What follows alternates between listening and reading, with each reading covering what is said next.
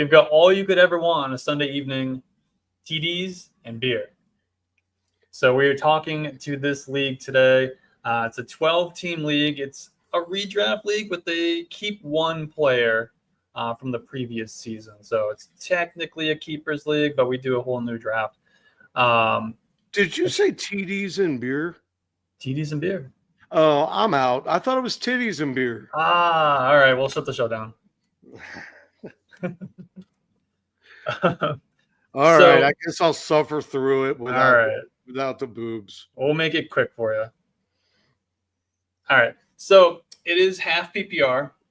And we're just going to kind of just go through. We'll start we have a guest, which is the commissioner of the league. His name's Evan. We're going to bring him in a minute. So we'll kind of talk about his team, talk about the league, get a little background on the league from him. We'll go through the 112 team. After we are done with the 112 team, we'll kind of just go back to the top of the board, and we'll start the 101 and work our way team by team from there. All right, so let's bring on Evan. He's the commissioner of TDs and beer. Welcome to the show. Thanks for coming on. What's up, Evan? Yeah. How's it going, guys? Good to be here. Man. Good, man. Happy to have you. Yeah. So tell us the origin of this league, how long you guys been doing a league, and kind of just tell us the history a little bit. So you may have noticed from the logo, there is a Lowe's image embedded in it in the background. All of us that are in the league or have been in the league worked at Lowe's at some point in our life, right? It's all how we all met. It's been going on for 17 seasons. This is the 17th year. Nice. Wow. So since 2009 is when we began. One guy in the league, Anders, stated we should all play fantasy football and bet a 6-pack. Everyone buys the 6-pack, or the winner is 6-pack. And we go, okay, cool. That's the background, right? We went on and on. As years went on, people stopped paying the 6-pack or would drop out. So it became a money league, right? Of course. But it's a 12-team league. We've had lots of turnover, right? Players come and go. But this team that we have now, or the squad we have now, are really good, dedicated guys. It's the same squad we've had for, I don't know, 6 or 7 years now. So, and there's like 4 original members from the beginning, including myself, that are still part of it. Nice. So we all get together. We just had our draft last Friday. We get together. We do a live draft board, big 4x6 banner my wife custom makes. We get the stickers. We put the stickers up on the board. We did the sleeper draft because some people are out of state, can't go, or whatever. So we'll keep up.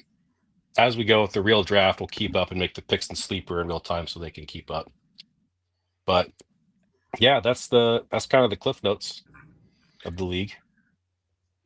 That's awesome. I couldn't help but notice how meticulous you guys were about putting the stickers on the board. I was like, it looks like it was like printed out. Like it was all like very, very, very perfect. Oh yeah. My leagues, when we get done, there's like some of them are like cockeyed as people have too many beers or something. Right. It tends to get worse as the rounds go on, right? That they get more crooked. Yeah. At the bottom, they just start falling off. Take the wrong B Robinson of the 101. Right. No, we've been doing the live draft board for maybe 10 years at this point. So it's a good reason to have everybody get together, right? Yeah. So yeah, it's a lot of fun. It's a good group of guys.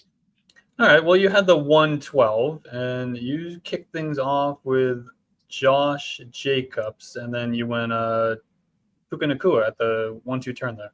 Tell us kind of what you were thinking, what your strategy was. Was that your plan from the beginning? Did you get sniped at all? Like what kind of was the process there? With this league, it's my most competitive league. So you get sniped every round. So especially being at the end, at the turn, right? You got 22 picks until your next round. So sometimes you got to reach for your guys. So not that these two are reaches by any means, but I don't know if you noticed the format of this league. It's 1 quarterback, 1 running back, 1 receiver, 1 tight end, and 4 flex positions. There's a long story behind that, and then 1 defense. So you really just need 1 solid running back, 1 solid receiver, and then the rest can be whatever with 4 flex positions, right? So I just kind of went who was best on my board at the time. When you're running a keeper league, you are basically drafting in the second round for your first pick, right? Because most of the first round picks are taken at that point, especially by the time you get to the end. So I wanted a solid running back. I wanted a solid wide receiver. I'm going to plug that I did win this league last year, which is why I was drafting in the 12th spot. Oh, And I Nice. had Puka on my squad last time. So trying to decide between a Puka and a Brian Thomas keeper, I went with Brian Thomas as my keeper just because it was the better value. So we'll see that later in the draft, though. Yeah, can't go you wrong got with him. You got him in the 9th round. Ninth round, yeah. Yeah. Yeah. That's great. It was either him in the 9th or Puka in the 5th from last year. The way our keepers work, you were spot on. Your keeper is the spot you drafted him in the year before. And So if you keep them, sorry, go ahead. No, I was just going to ask: is the draft order is the opposite of the standings from last year? For the most part, yeah. So the 11, 12 is the first and second finisher, 9, 10, third and fourth, and so on. But then the picks 1 through 6, you battle it out for the consolation. So the winner of the consolation gets the first overall pick. So Gotcha. that, the guy's got something to play for Yeah, in the that's the way to do it. consolation. Yeah.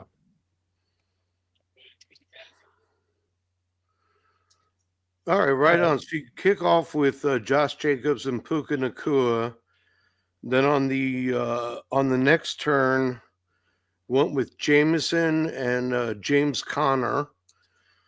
I like both of those as long as James Conner can stay healthy this season. hmm And Here we go with the Trey Benson thing again, huh? well, I'm sorry.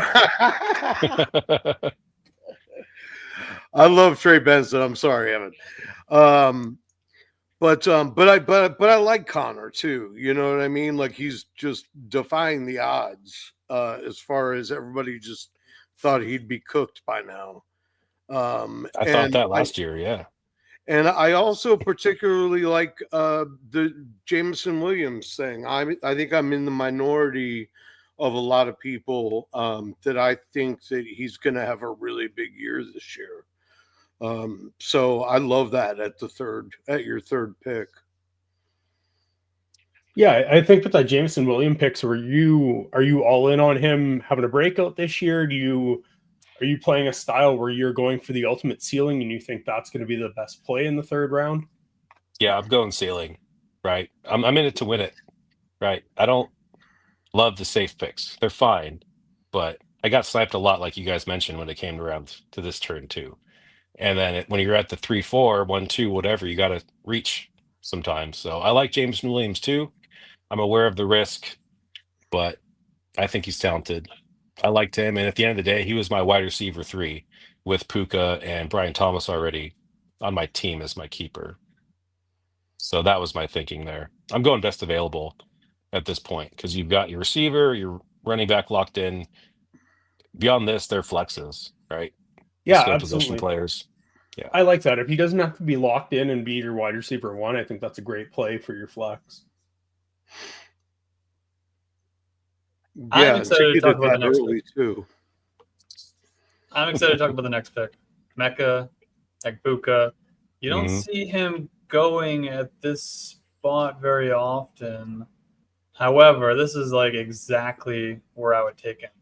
5th round feels really good for Mecca Egbuka. What do you like about him?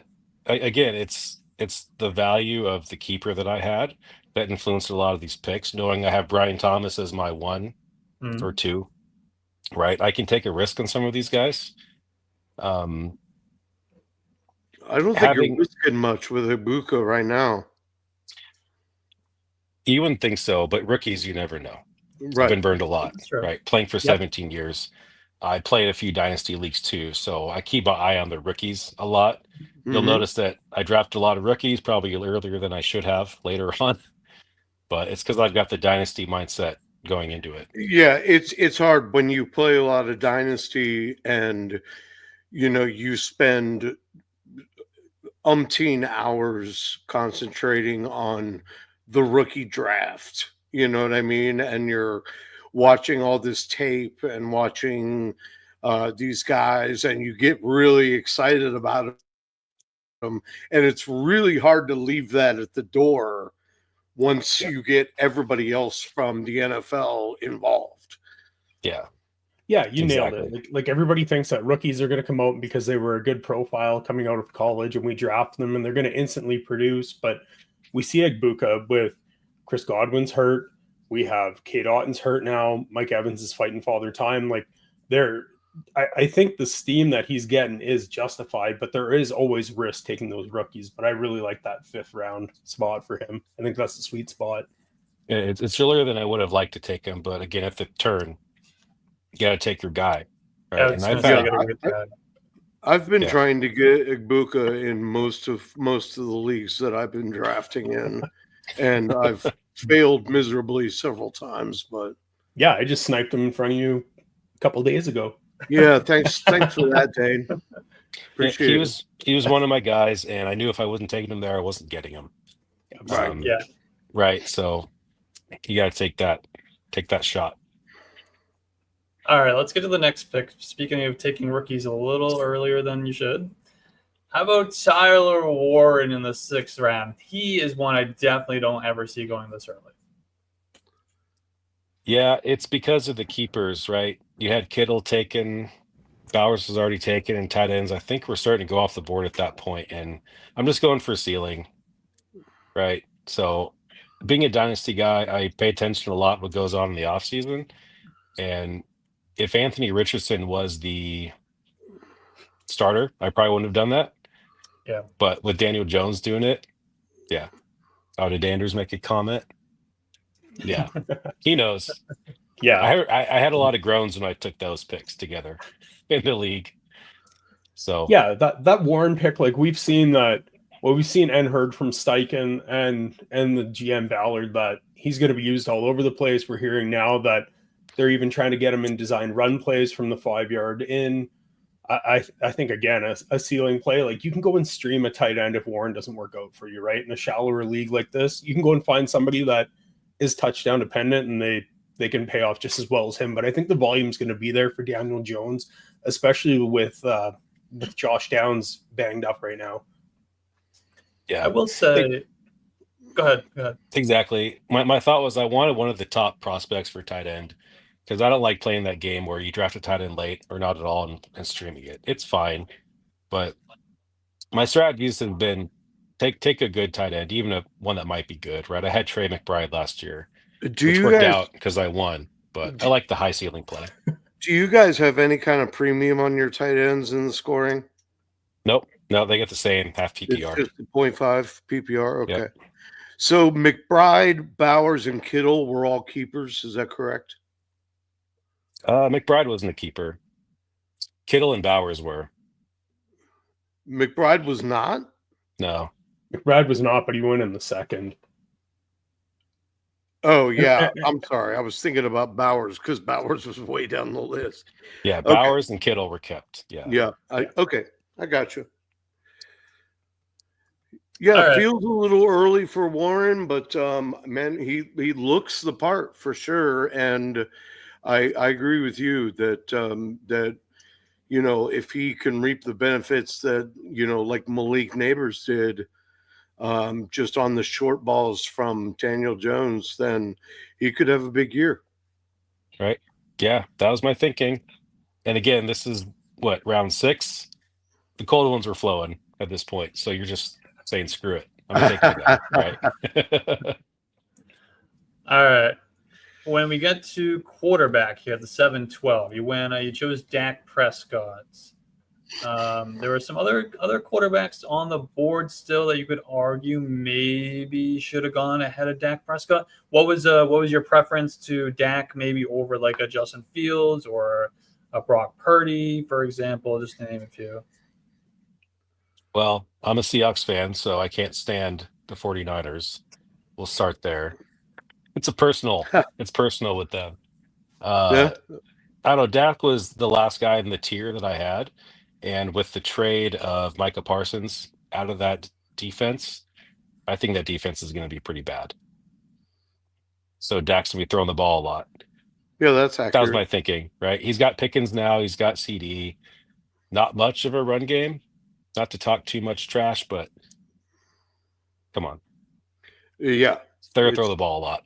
Well, nobody knows what's going to happen. I mean, unless somebody Yeah. emerges, like really emerges, then that run game could be a mess all season.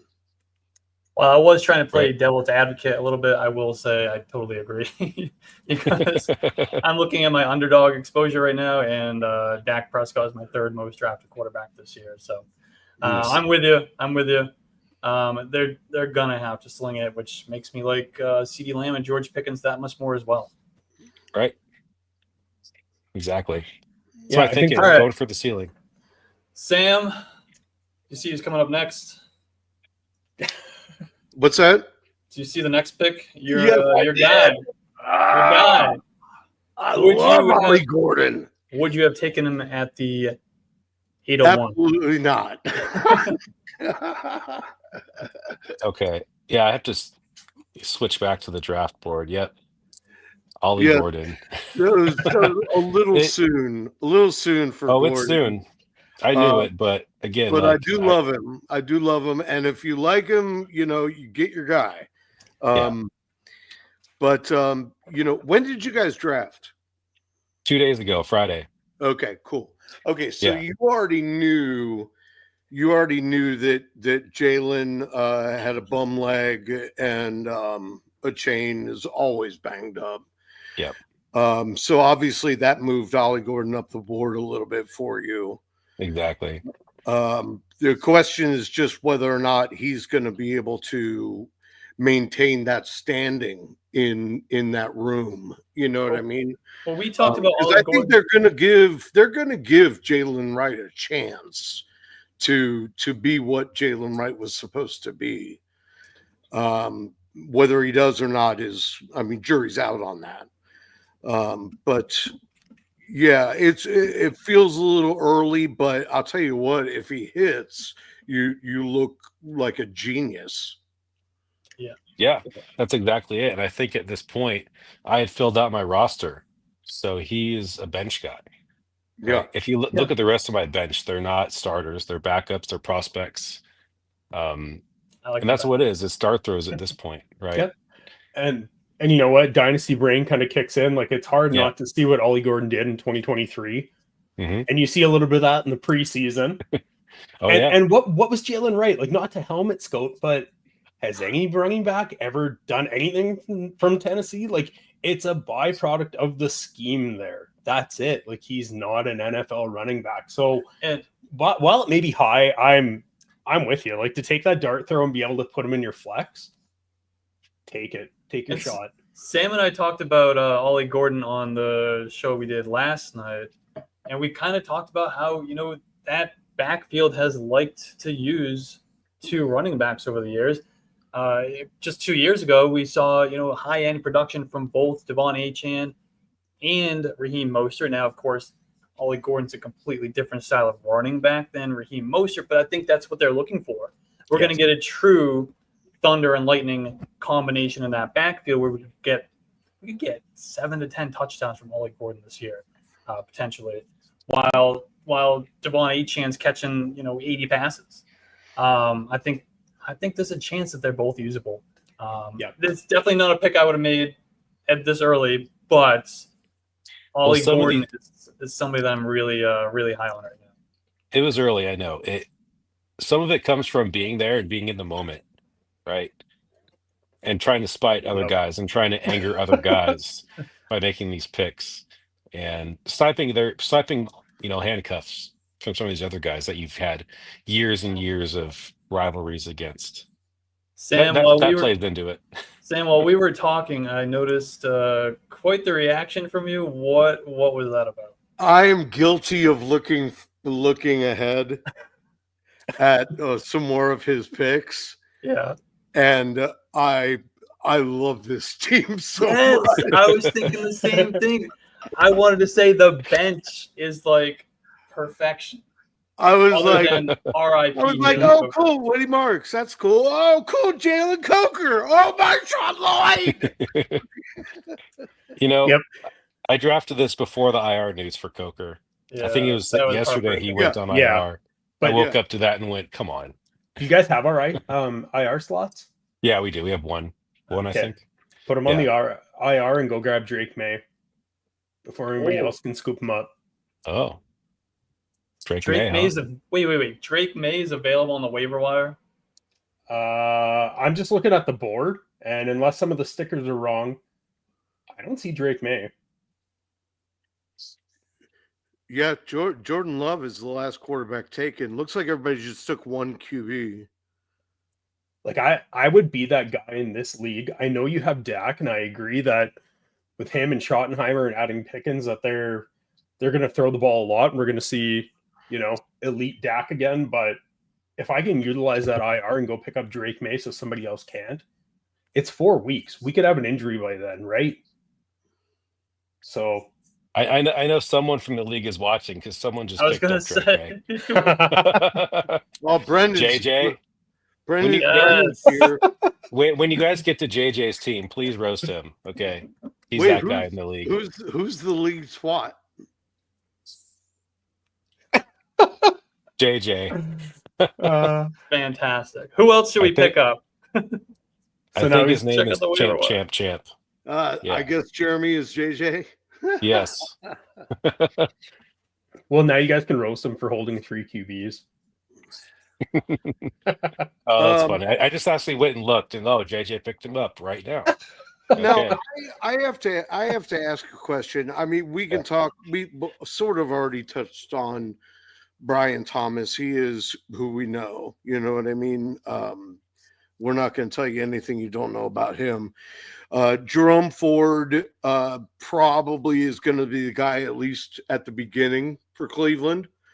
So he's not thrilling. He's not that exciting, but he does an okay job.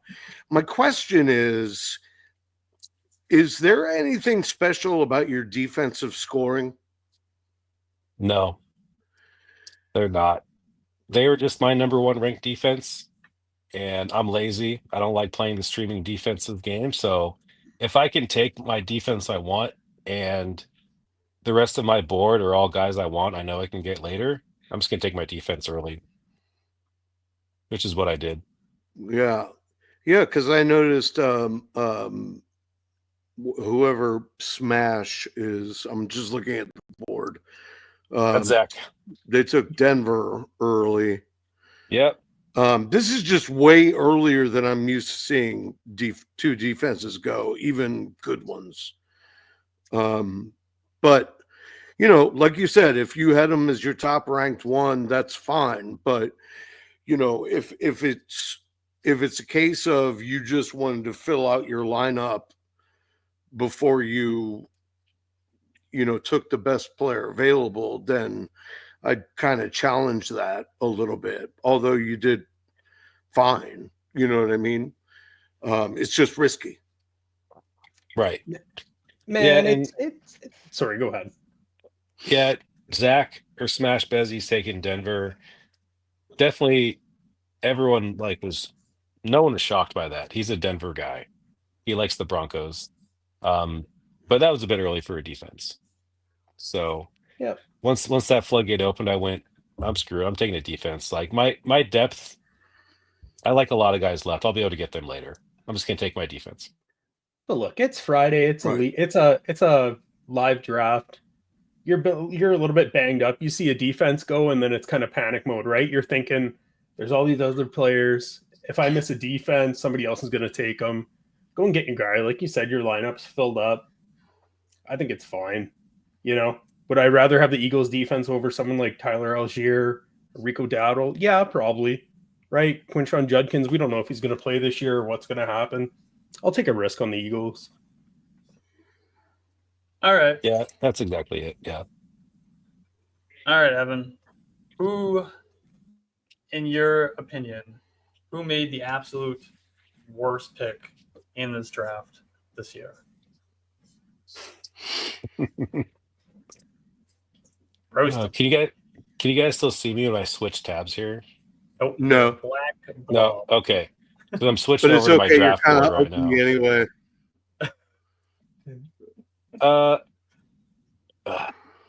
Sorry to call you out, but it's Jordan. What did Jordan do? Jordan always makes questionable picks. Who? Well, What? Yeah, What? I mean, it starts at 103. So basically, yeah. Well, he drafted a lot of Ravens, first of all, right? So we all looked at, who's playing Jordan week 7, when I think the Ravens are on bye. Enjoy your bye week. But during the draft, he messed up Travis Etienne and Trevor Etienne. He grabbed the Trevor Etienne sticker and put it on, placed it on the board. And most people were fine with it. One person did not like it and was not happy with it. But we let him change it, right? This is the fun league. If you're playing fantasy football, not having fun, what are you doing, in my opinion? Right. Right. So we That's let him right, change yeah. it. So he put Trevor Etienne on. He meant Travis. So we let him do it. But that was the worst pick. But we let him fix Gotcha. it. All right. Okay, well, other than you, who has the best chance to win this league this year? Who's the favorite? Oh, it's a good question. Man, I'm going to piss off somebody by saying this. That's what we're here for, dude. What we're We're here here to for do. the good stuff. Stir him up. Yep.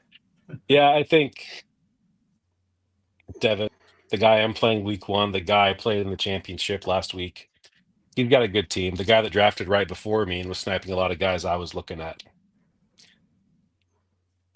I faced him in the championship. We drafted together. We faced week 1. Devin is which team is he? Devin is Suck My Balls JJ. Okay. So I How do think you he's feel good. about that, JJ? He knows. All right. Any last thoughts before we let you go? No, I thought this was really cool. This is a really cool format. Was not expecting it. Obviously, I'm not in my nice office right now. I'm at a friend's house for a barbecue this weekend because it's Labor Day weekends and barbecuing is what you do. So I'm in my buddy's basement right now, talking to you guys, drinking, having a good time. But I'm yeah, also this is sitting really in cool the format. basement, so don't feel bad. I will Yeah, say, no. so we did. Me and Sam and I did a one of these for another league last night, and we had a guest on from the league, and that made me very nervous to have you on because he wouldn't shut up, and he was a crazy dude. So I'm much He much took happier control of the show. Yes. I was Okay. much happier with how things went with you today. So Okay. we're Nice. gonna Well, keep having guests on. Okay, right on. Yeah, I was just, when Jonathan texted me this morning and said they want to have somebody on, who's going to do it? Oh, I think the commissioner should do it. Yeah, the commissioner should do it. And I went, okay, fine, I'll do it. Yeah. And yeah, I just let the questions come to me. I and do have one yeah, it was nice question. talking to you guys. I do have one more question. I don't know because he's the one who ordered it, right? So it wasn't you. Right. But I don't. Yeah. How do you know how he found us? I don't know. Okay. I don't know, All right. Jonathan. If you're listening, you should put it in the chat. Yeah, let us know. I'm Of always what- curious. of I'm how always you curious found to it. see where people find our service, and you have somebody behind you. Yeah, that's Paul. He lives here. Okay. Well, thanks Google. again for coming on. We're gonna go roast the rest of your league. All right, sounds good. Yeah, give JJ a hard time. Okay. Sure did. All right. Well, Good luck, man. Google. Google doing its magic. All right, Evan, defending champ, commissioner. All right, so Throwing we're the not going to. gauntlet down. I do want to tell the rest of the league we're not going to spend a half hour on each team, so we are going to jump ahead and go back to the top of the draft board. Let's go with the 101 team, which was Smash Bezies. I'm never good at pronouncing team names. So this was. What's This the was team? Zach. What's the team out? Zach. Smash Bezies. Smash what?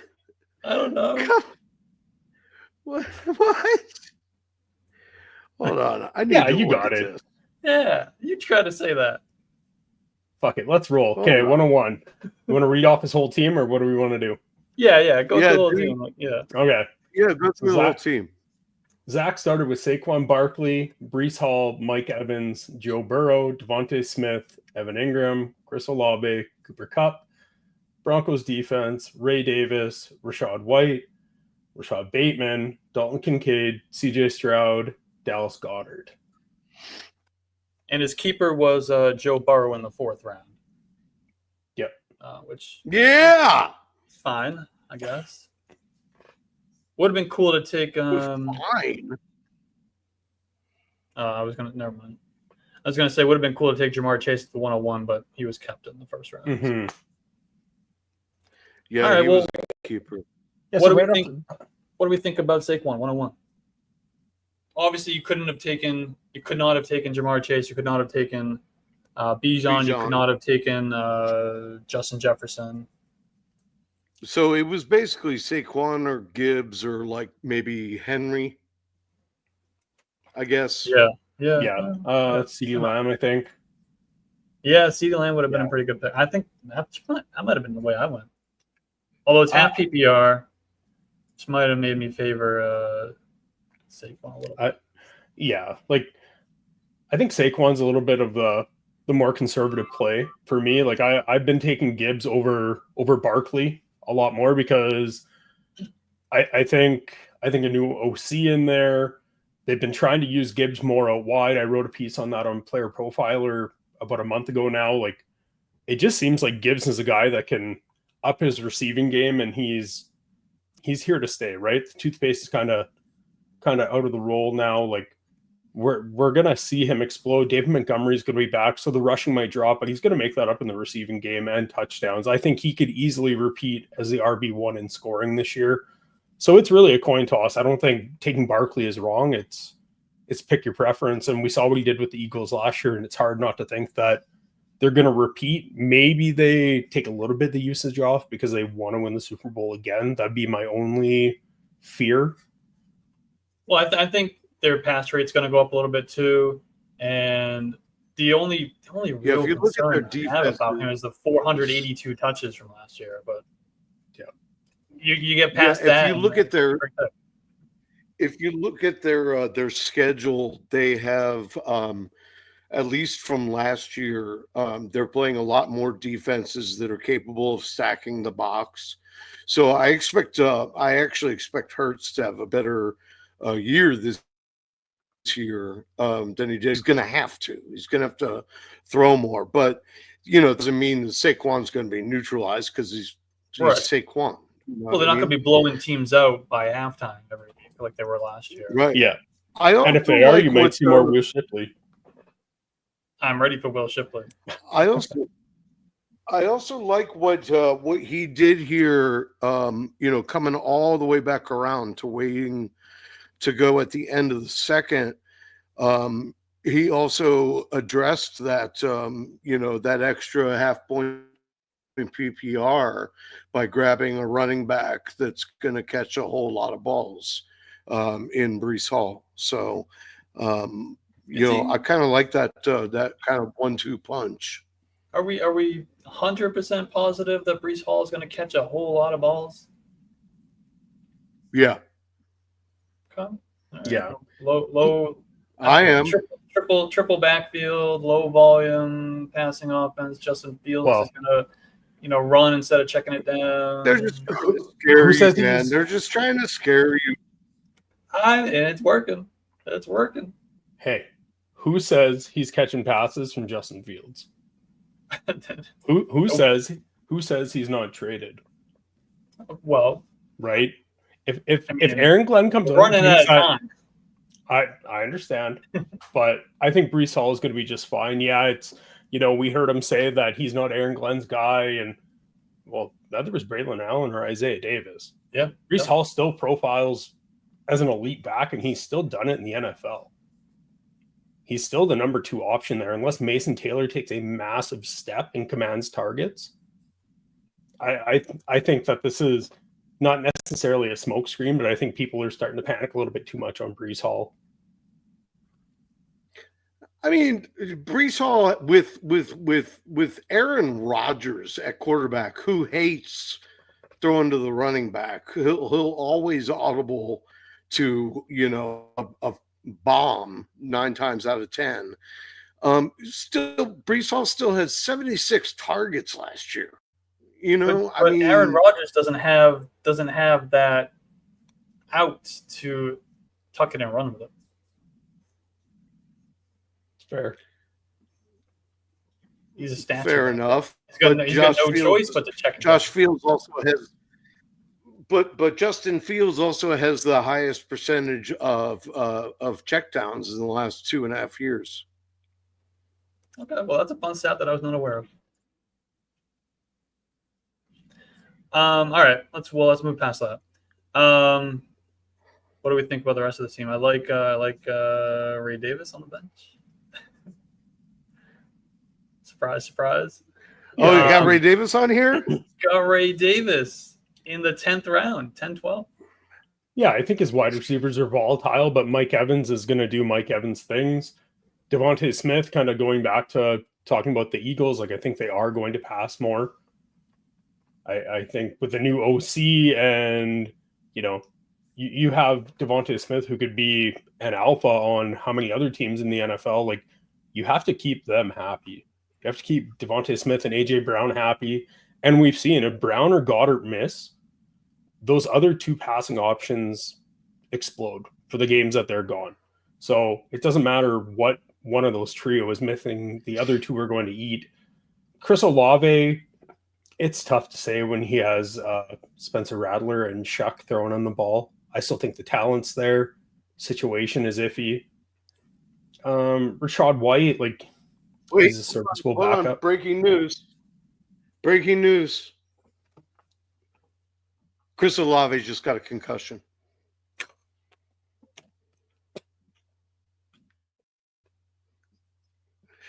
I like Chris Olave. Yeah, I do too. I do not. Okay. What about the tight ends? What do you guys think of Evan Ingram in 6th? In the 6th, A little high? Probably not my favorite. I'd prefer, TJ Hawkinson win the 8th round. Travis Kelce went in the 8th round. David Njoku went in the 9th round. These are all guys I would draft ahead of Evan Ingram, regardless of cost anyway, even though I do like Evan Ingram. No, in the 6th round.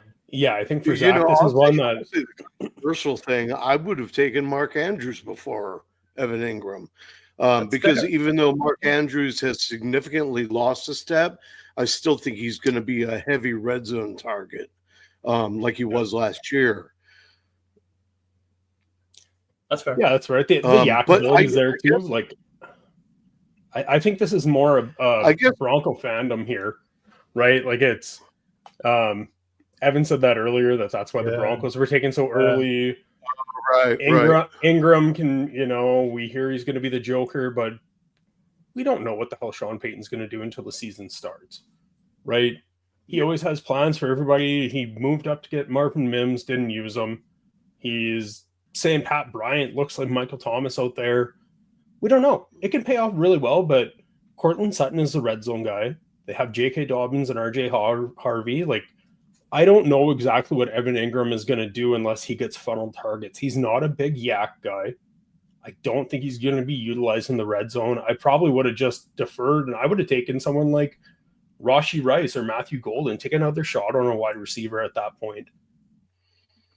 Yeah, especially because I'm not really sure why then he turned around and took 2 more tight ends at the end of the draft. He took Kincaid and Goddard.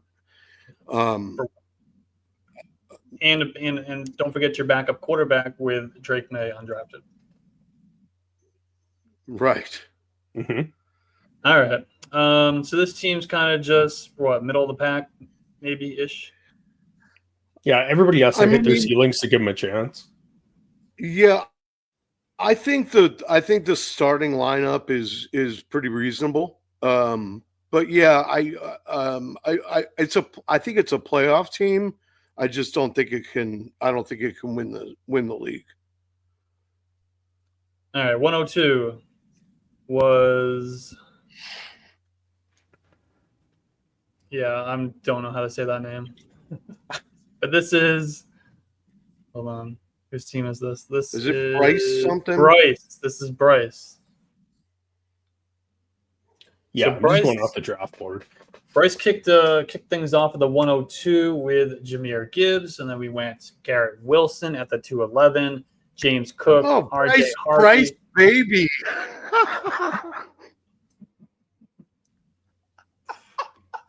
I just got it. It's glad you Bryce, did. I never baby. did that.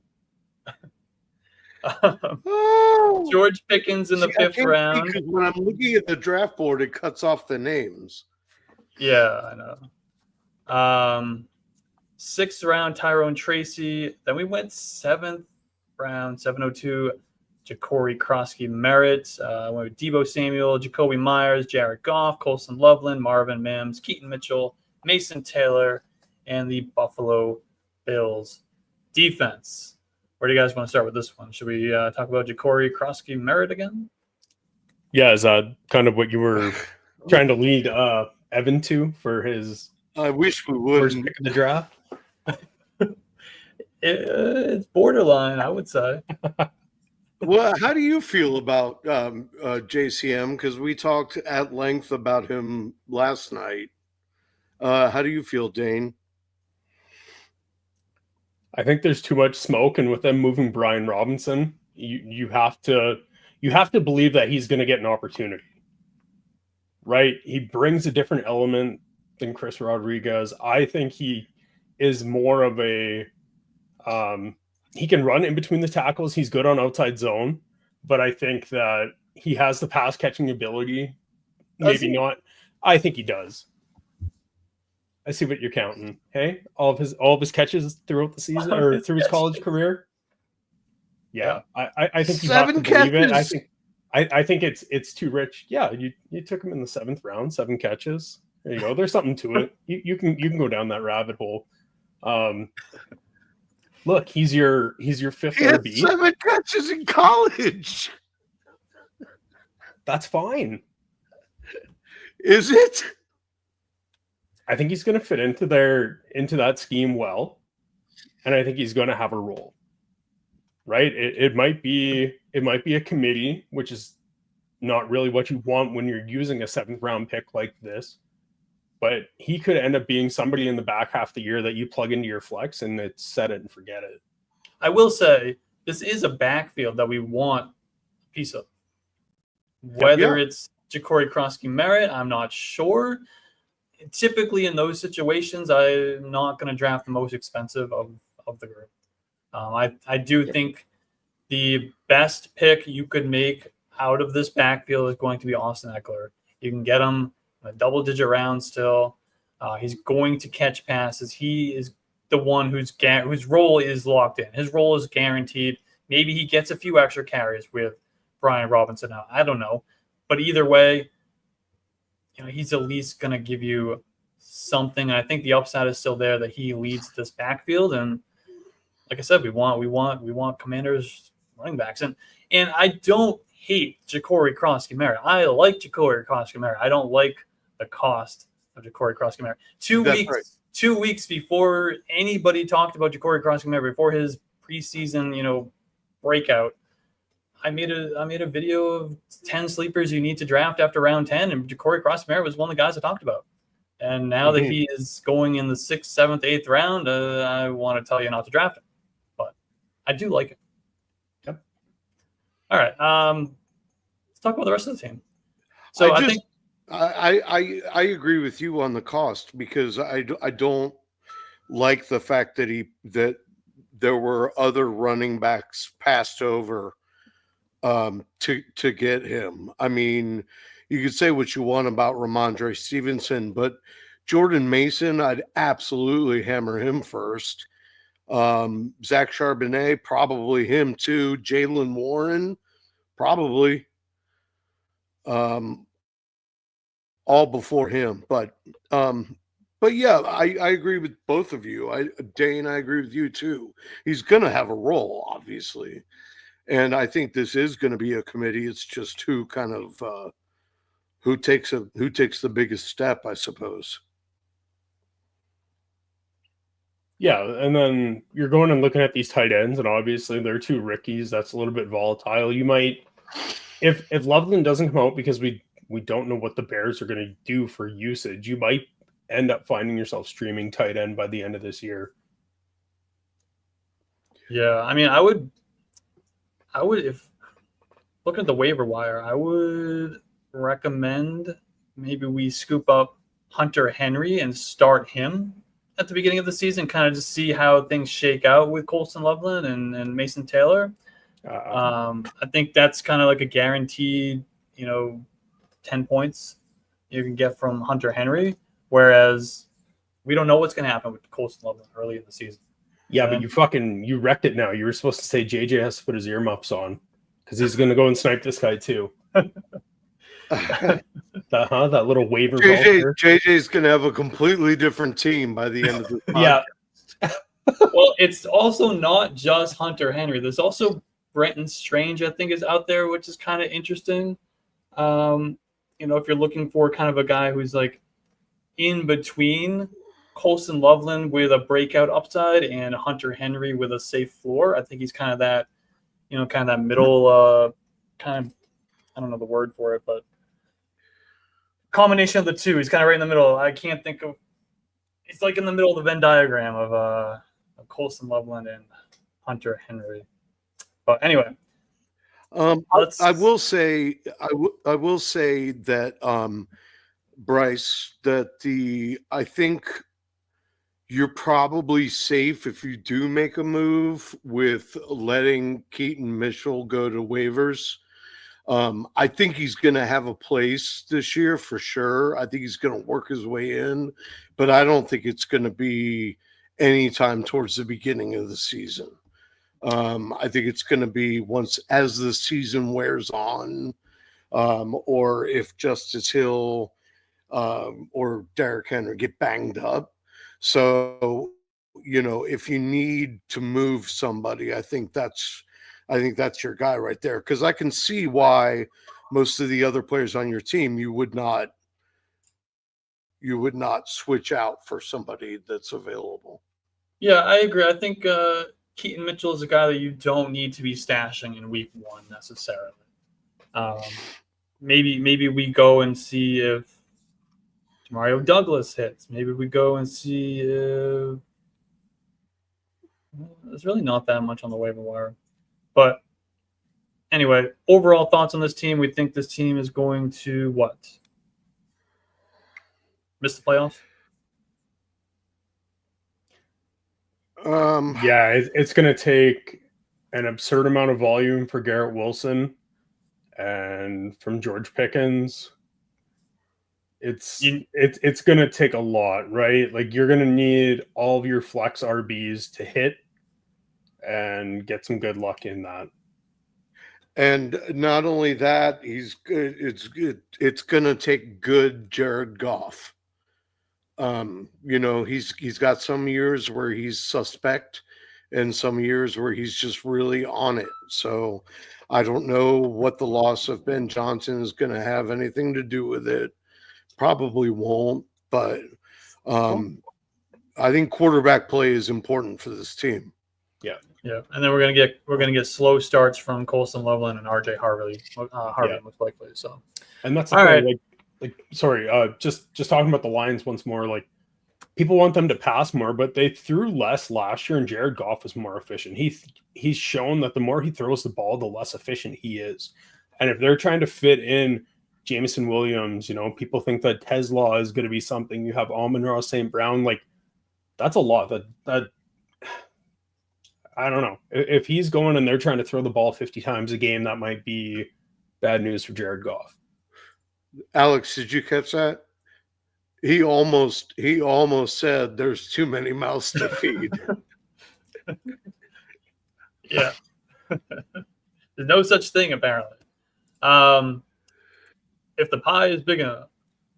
If the pie is big enough. I almost got you to say it last night. Almost.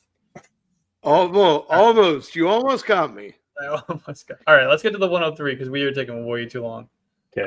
We are let's get- taking way too long. Let's get to Jordan. Jordan. This guy needs a team name, and it can be Ravens Ball Boy. With Ravens ball rostering the- boy. Yeah, we Who got. is- Yeah, and he is a Baltimore fan, and I will tell you Gotta about be. it. He's got Derrick Henry at the top, Jackson Smith and Jigba, and of course Lamar. You got to have Lamar. Devontae Adams, Zay Flowers, Rashee Rice. I feel like every other player is a Raven. Mark Andrews, Ramondre Stevenson, Travis, formerly not known Trevor. as Trevor, Etienne, Najee Harris, Kareem Hunt in the 11th, Adam Thielen, the Seattle D, and some guy named Xavier, but not the right one. and then probably the best value in the draft. And then the best value in the draft. Best value in the draft is Bucky Irving as a keeper That's beautiful. in the last round. I love that. That's awesome. Yeah, that's fantastic. All right. So in a room full of Seahawks fans, this guy, the Ravens fan, took the Seahawks defense. I like it. I like it. I like this game. Yeah, I like this team as well. I do question Derrick Henry at the 103, but I mean, with some of the keepers that were not going to be available for you, I mean, it's not the worst pick you could make. Yeah, I mean, Especially Bijan in is gone, and you know, Gibbs and Barkley are already off the board. I mean, what are you gonna do? Are you gonna take CeeDee Lamb. I want to Puka see or Lamb. Lamb? See Lamb, but a Ravens fan and half PPR. Yeah, Yeah, Look, guys, he recovered really well with his wide receivers. yeah, I agree. Like, if I you only agree. need to start one position, and you can go and play Devontae Adams, and you can have Rashee Rice, Zay Flowers, capped, right? Low volume offense. It's going to be Mark Andrews, and it's going to be Derrick Henry. Zay Flowers is serviceable, but once Rashee Rice is back, that's he? who's going in that flex. What do you mean, is he?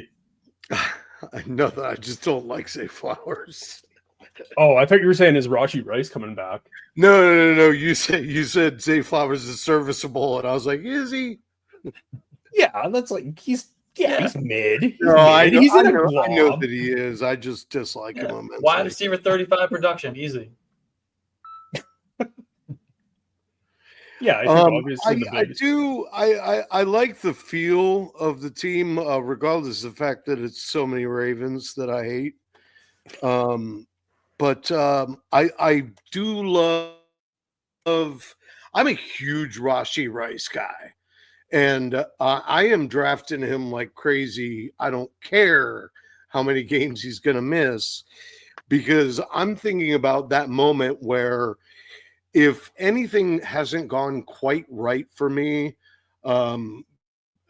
at that point in the season, then I'm going to get a giant shot in the arm when Rashee Rice comes back, because they're not just going to not work him right back into where he belongs. This was He's best too case good scenario for him. I remember I went on your show. It was like the day before the suspension came down, and we were worried it was going to be 10 games, 8 games. Yeah. And then it could be in the middle of the season, could be the end of the Yeah. season.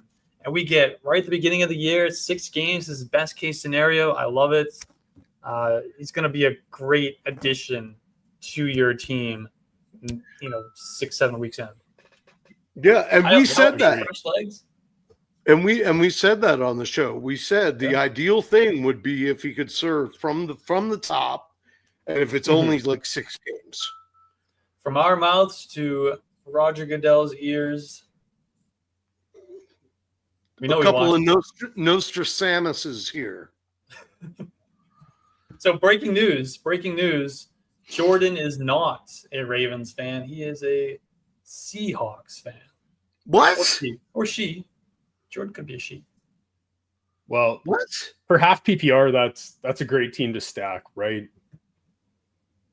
What do you need in a shallow league like this when you have Derrick Henry and Bucky Irving and Lamar Jackson?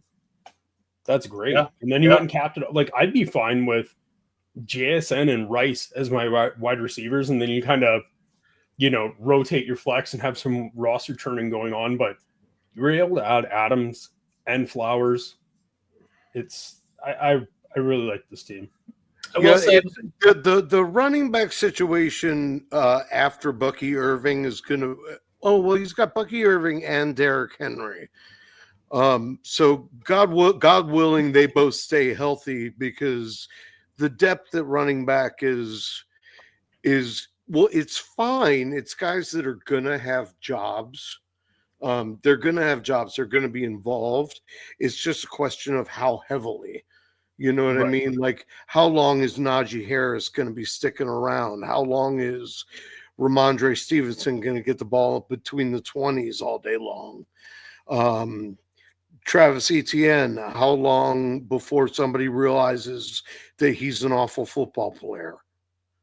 Yeah, I would have liked a little bit more upside, with the bench situation, but the lineup's going to be rock solid, and we definitely waiver wire, make some deals. I think we're gonna definitely a playoff team for sure. All right, let's move on to King, which is Frank. gotta go back and forth. This is Frank, King of fantasy football. All right, King of fantasy. Wow, you guys got the king in here. We'll find out. In a minute. We'll be the judge of that one. All right. So he kicked things off with, he had a keeper, Bijan Robinson at the 104. And we went Trey McBride at the 209. Ooh. And then we had this nice throwback to Antonio Brown at the 304. Yeah.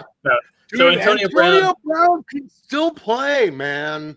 Yeah. Antonio Brown is a placeholder for A.J. Brown. Then we went David Montgomery in the 4th, Tetaroa McMillan, which might be I think has a case to be best pick in the draft so far. We got Baker Mayfield at the 609, Stephon Diggs, Nick Chubb, Jordan Addison, Chris Godwin, Rashid Shaheed, Keenan Allen, and Blake Corum, Brock Purdy, and the Patriots defense. So is this the king of fantasy football? No. This is the king of needing RB depth. He has Bijan, and then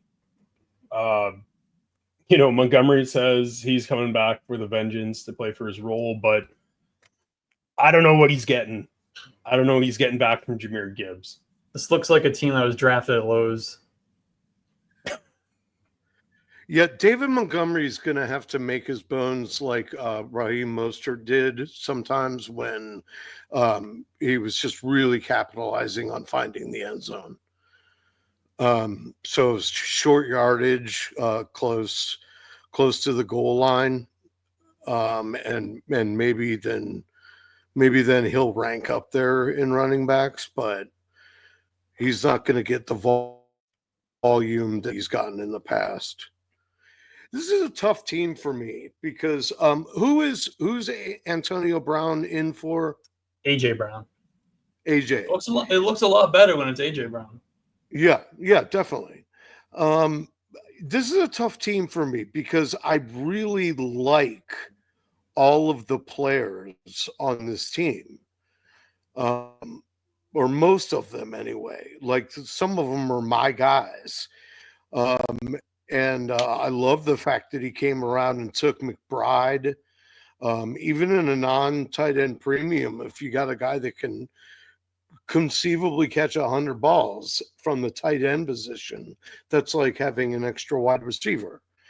I like all the players. I just don't know if they can all show up consistently week in, week out. I don't like the David Montgomery pick. And I don't like the Nick Chubb pick. Yeah, the Chubb pick is that he should have gone in the 11th, and I'll tell you why later. But I do like the Diggs pick a lot. I think that's really good value. I'm expecting him to have a great season. And I agree with you too that the Ted McMillan, I don't know why Ted McMillan's ADP has not really changed very much in this draft season, and he's just sneaking in there it just sticks out like a sore thumb once you finally see him. I think there's with a lot the of other people. receivers that are around him. A lot of people are afraid of Bryce Young still. Yeah. Panthers Yeah, I guess organization so. as a whole. Yeah. I like the Panthers. I think that's going to be a breakout offense this year. Yeah. I don't love the Chris Godwin pick. Yep. He's off the board for me. Yeah, that whole Addison to Allen. Addison's going to be a nice shot in the arm once he comes back from a suspension. We've seen what he can do in that offense. Shaheed coming off that knee injury again. He has Rattler or Shuck. It's a new head coach in Kellen Moore. We don't know what that offense is going to be. I want to say that's more of a dynasty asset than a redraft asset right now, because we just don't know what the Saints are going to be doing. Could I have gone and taken some? Go ahead, Sam. I'm sorry, I didn't mean to interrupt you. I think a lot of Shaheed depends on Olave and whether Olave gets hurt or banged up. You know what I mean? Because Shaheed's deal is like, if he's the only guy in town, then he's probably going to make hay. But if he's playing second fiddle on a so-so offense, then I agree with you 100%. But last year, I guess to be, contradictive of that, he was playing like the alpha when Chris Olave was around last year. In that Kubiak offense, that was more play action, and he was able to spread the field and go vertical. He was making those plays. So, I hope he continues to, because I like him a lot. Well, I don't think Spencer Rattler or Tyler Shuck is capable of giving us two usable wide receivers in the same offense. It's going to be one or the other. You're not going to get even Derek Carr. I could get behind drafting both of these guys. I don't know if the number 2 wide receiver in the Spencer or Rattler offense is going to be usable for us in fantasy football. It's going to be able to reach his ceiling and give us a spike week so we know that Rashid Shaheed is capable of. Now, another thing I want to say is I want to circle back to Jordan Addison and Chris Godwin for a second. You can't draft both of these guys on the same team, one or the other. You got 2 zeros for at least the first 3 weeks of the season. Possibly longer with Chris Godwin, likely longer with Chris Godwin. Well, definitely longer with Chris Godwin. All right. Overall, I like the Addison pick. The 3 games doesn't bother me, but yeah, I agree with you. You can't stack that with somebody else that's going to miss the beginning of the season, especially with such small benches. But yeah, I think the core pieces of this roster gives this team a chance, but we're going to have to make some serious moves on the waiver wire. We're going to have to be active on the waiver wire. We might have to make some trade moves as well. We get a positive report. Chris Godwin, he's practicing, he's nearing a return. Put that guy on the trade block and see if we can make some moves there potentially. Maybe, somebody loses a quarterback. Yes. Move off of Brock Purdy. Move off of Baker Mayfield. Those are 2 solid quarterbacks that somebody else could use. I think you're going to be starting Brock Purdy more often than you're going to be starting Baker Mayfield. Well, let's move on to the 105. Leave it at a hot take. Justin Jefferson was our keeper for Anders, who I believe Anders is in the chat, or he was earlier. Then we went T. Higgins at the 208.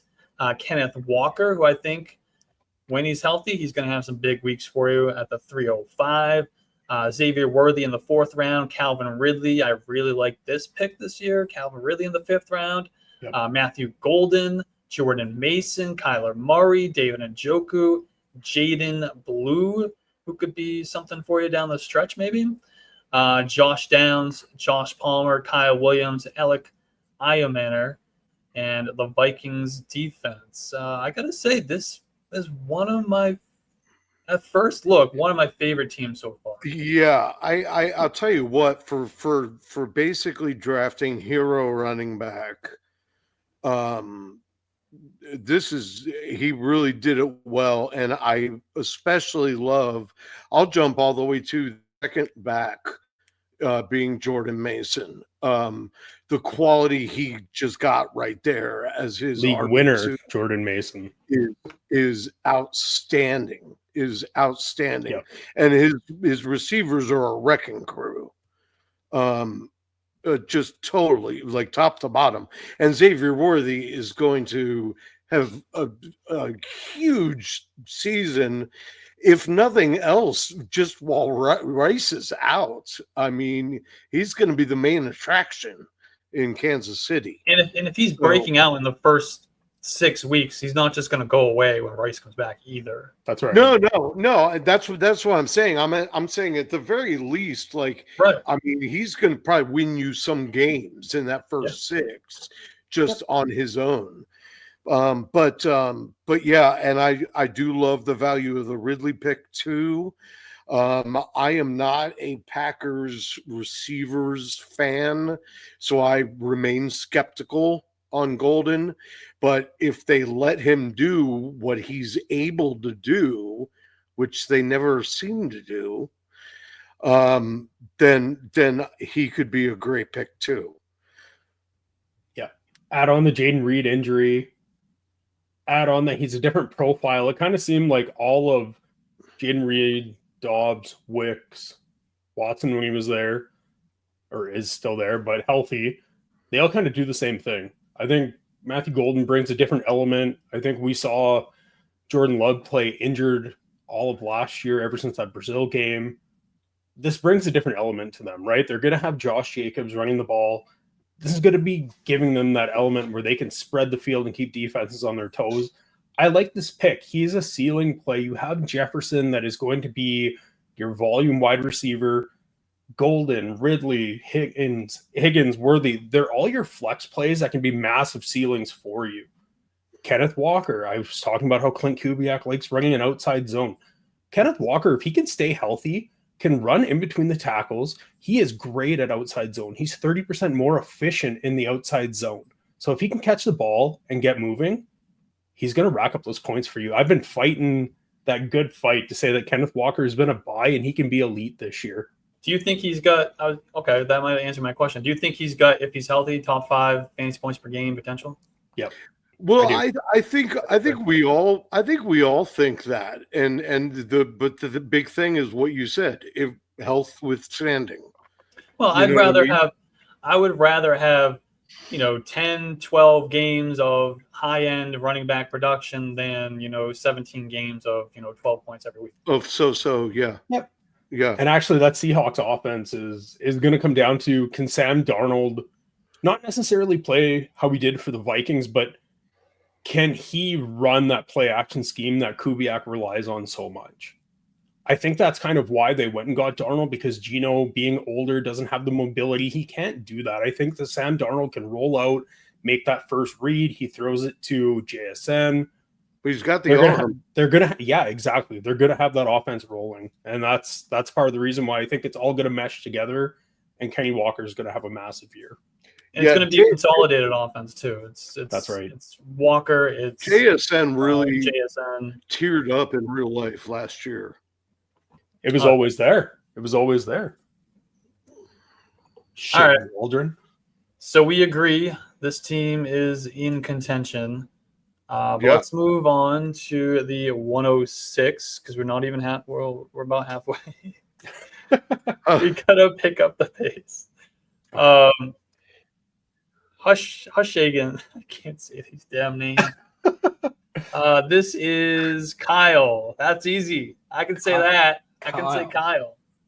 All right, Kyle. 106. Sam, you want to take this one? Oh, you're gone. All right. Okay, I'll take it. Okay. All right. So Kyle, he's got Ashton Gentney, Devon A-Chain, Marv, Tyreek Hill, Isaiah Pacheco, Caleb Johnson, Lad McConkey, who was his keeper, which is amazing value. Excellent. Yep. Yeah, TJ Hawkinson, Brian Robinson, Tank Bigsby, Justin Herbert, Luther Burden, Christian Kirk, Jake Ferguson just signed his contract, and the Washington Commanders D. It's Who's Hoggin. Who's Hoggin is the name of the team, apparently. They need to put the pronunciations I know. all on there. Okay, so right off the bat, you see Ashton Genty, who, 300 touches this year? What Yes. do you think? Yeah, Yes, I'm pounding Ashton Genty. I love him this year. Okay. Devon A-Chain, 100 catches this year? 100's a little much. Yeah. You get me to 80. Okay. I'll be happy. Okay. Marv? No. What do we see from Marv? Do we see progression? Minimal. Do we see that because it's Marv the player? Do we see that because it's Kyler and Petzig? Or do we see that maybe Marv just doesn't have that route tree and Trey McBride occupies the space that Marv needs to be successful? Yes, to all of that. It's all It's of a it, combination. right? Yes. It's- They're all issues. Okay. Tyreek Yep. Hill bounce back, or is he done? I think he's closer to done than he is to top 5 wide receiver again. Do we ever see players in their early 30s have a shit year and then bounce back? Larry Fitzgerald. That's Okay. it. That's it. Was Larry Fitzgerald on a Miami Dolphins team that looks as dysfunctional as some of my staff meetings? Yeah, Larry remade himself. He took himself from an X receiver to a big slot receiver, and he extended his career for like another 10 years. Yeah, that we're not going to get that from Tyreek Hill. No. Okay. I did a video of worst pick in every round. Tyreek Hill was my choice for the 3rd round. There we go. Okay. Isaiah Pacheco. In.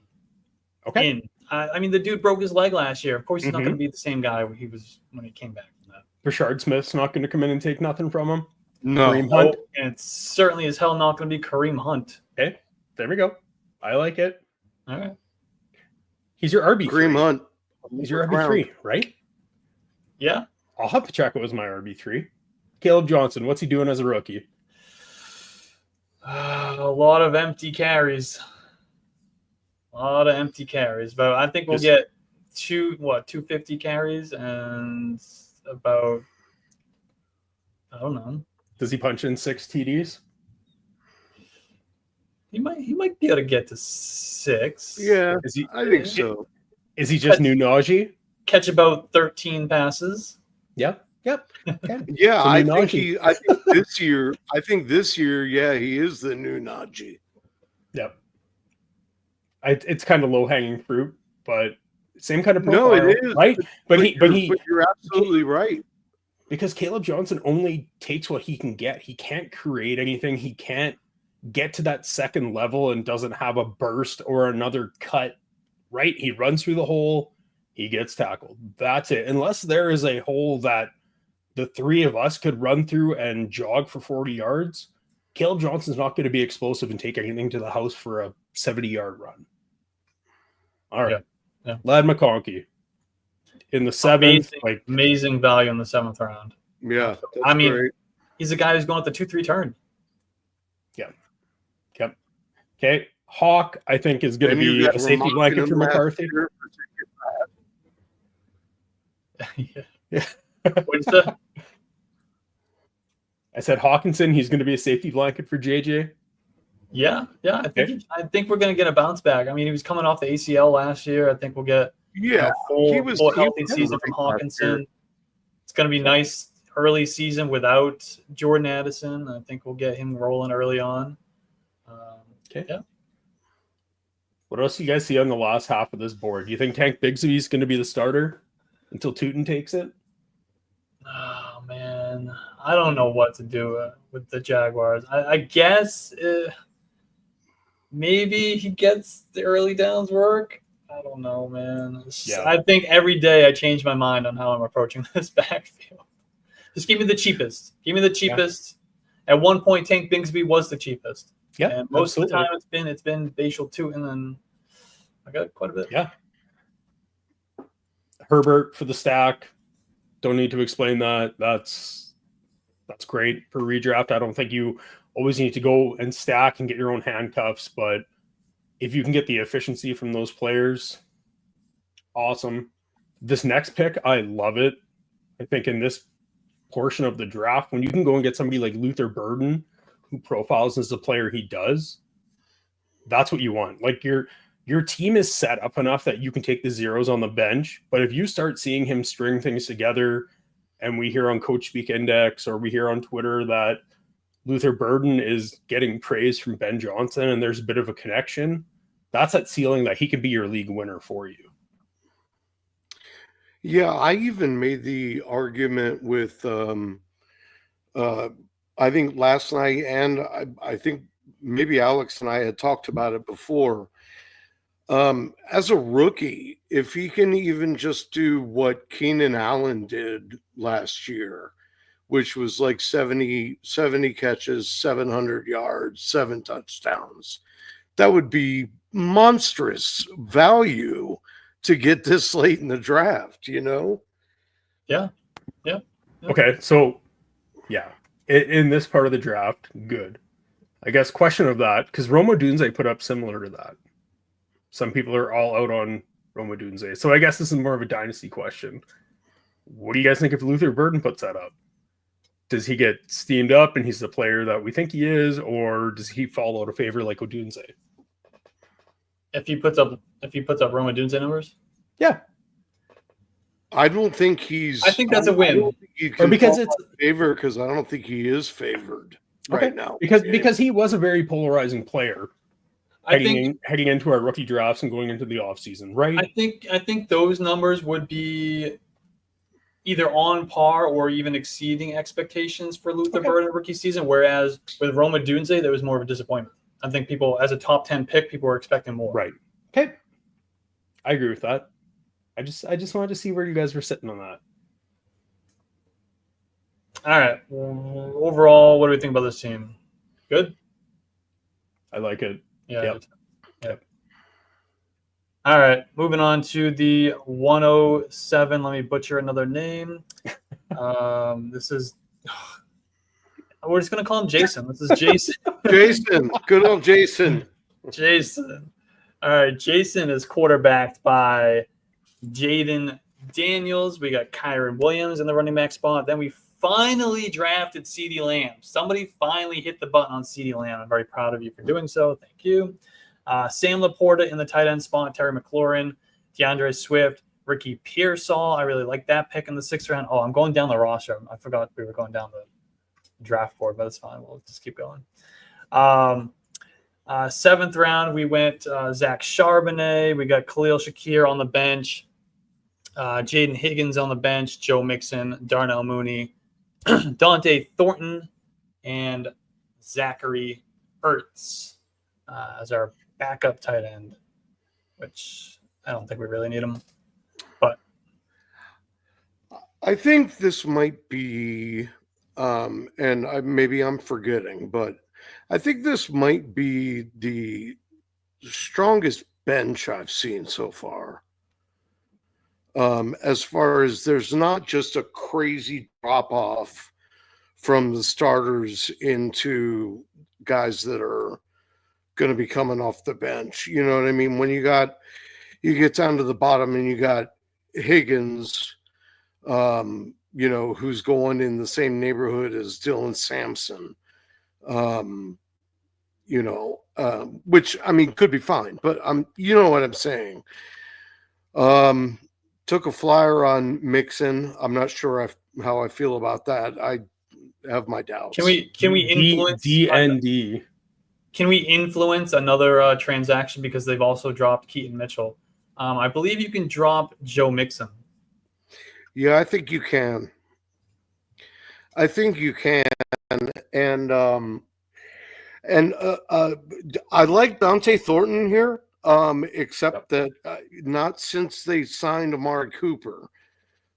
Just because not because he plays the exact same position, but because they just added another receiver, and I don't like that. I love the Mooney pick. Because Penix showed that he liked him last year, and you got to have somebody across from Drake London that's going to get the job done. And I think Mooney showed last year that he can do that. So that's a really good value down there at the end of the draft. Yeah, that injury really suppressed him, and he was outpacing Drake London at the start of the year. Like, it always seemed like, you get that camera angle, it's like, okay, here we go, finally a ball for London. And you look at it's Darnell Mooney or Ray McLeod coming down with the ball. And I understand that Penix and London have this relationship, and I think that they're going to have good seasons. But yeah, Mooney in this spot, like, I really think that injury suppresses value, and you took advantage of it.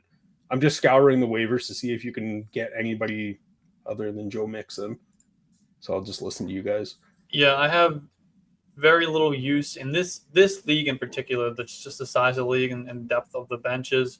I have very little use for Joe Mixon, Dante Thornton, or Zach Ertz. I think they're all going to be, guys that you're churning at the bottom of your roster. Even possibly as early as the post week 1 waiver wire.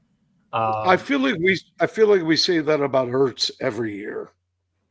And and he's usable. He's absolutely usable. I just don't know if I'm using a 5th round pick on Sam Laporta.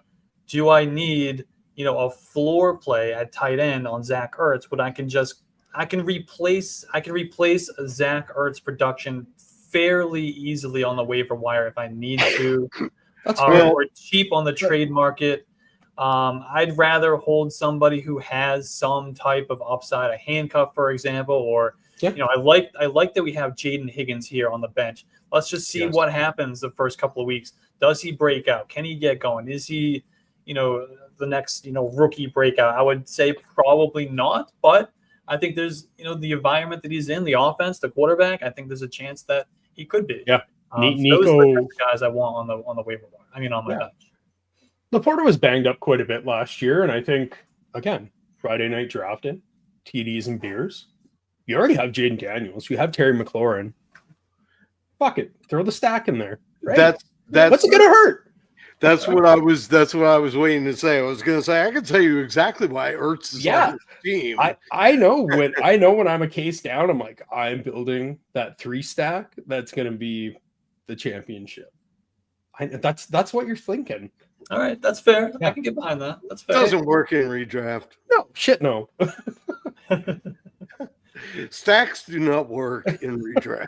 No, but I think you go and drop somebody like Joe Mixon, and you find a handcuff that you were just mentioning, like, DJ Giddens is there, Kendre Miller. They might not pay off now, but it's an ambiguous field after those starters. So you don't know if JT goes down, who's the backup? And then everybody in this league is rushing to the waiver wire to get him. And then you're the motherfucker who's holding him on your bench, and the whole league is pissed. Exactly. It's little things like that. And you, especially in redraft, you have to try and find other people's running backs or receivers that have any form of volatility, and you try and fill your bench up with that. Taj Brooks. Everybody thinks that Chase Brown's going to smash, but we don't know what's going to happen. Taj Brooks is one of the best pass blocking and catching backs. He is thick. He can run. Taj Brooks could be that 6 touchdown guy. Yes. Yeah.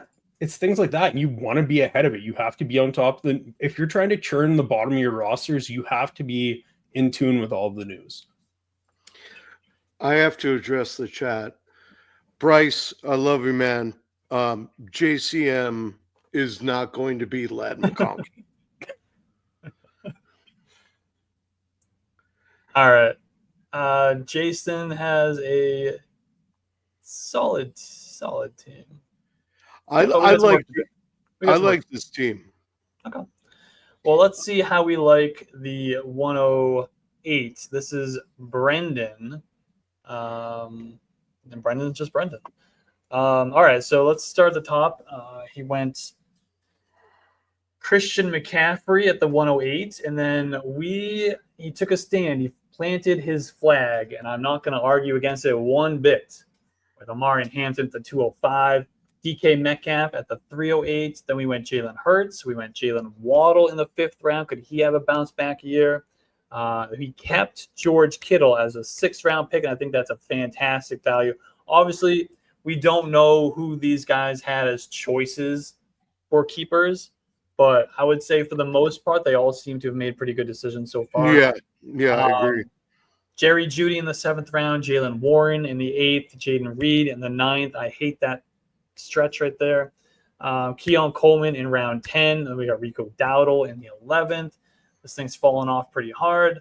Kyle Pitts in the 12th. Torrey Horton, I think, is sneaky in the 13th round. Then we capped it off with the 49ers defense and J.J. McCarthy. I don't mind doing that at the end of this draft either. Yep. Yeah, first thing, looking at the keepers, like you said, planting a flag on Warren and Hampton. We're finally hearing some reports that Najee Harris's eyes work. But,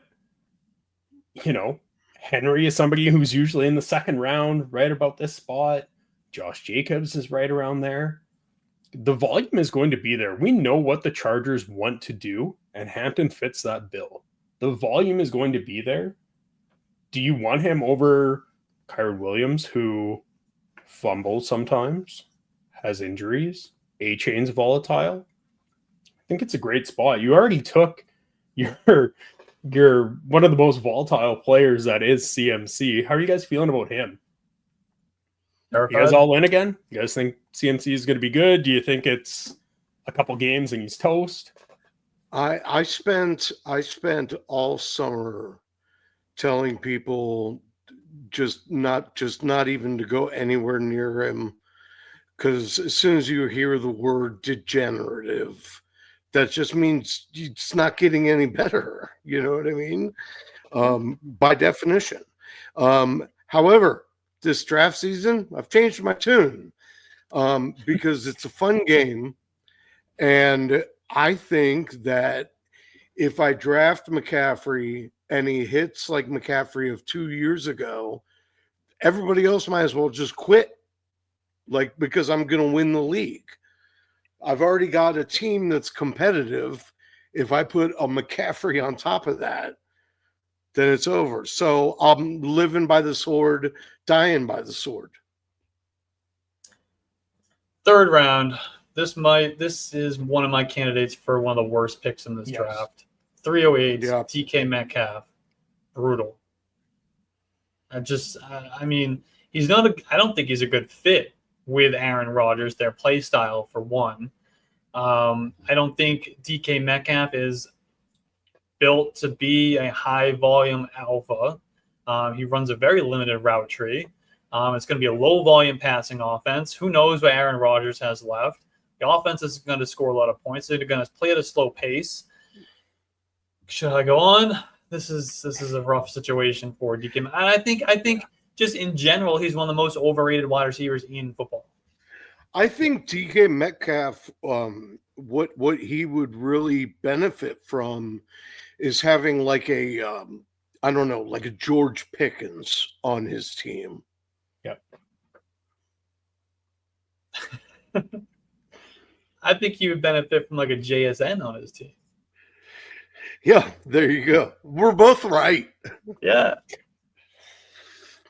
Yeah, I agree. That's a really rough place to get him in the 3rd round. I mean, you just look at some of the other guys that are going around him, and you've been outclassed. You know what I mean? When you got AJ Brown coming off the board, MHJ, McLaurin, who just had a great season, Jameson Williams, even. I think those guys all blow DK out of the water this year. Yeah, there are guys that went multiple rounds after him that I would take over him. Yeah, I agree.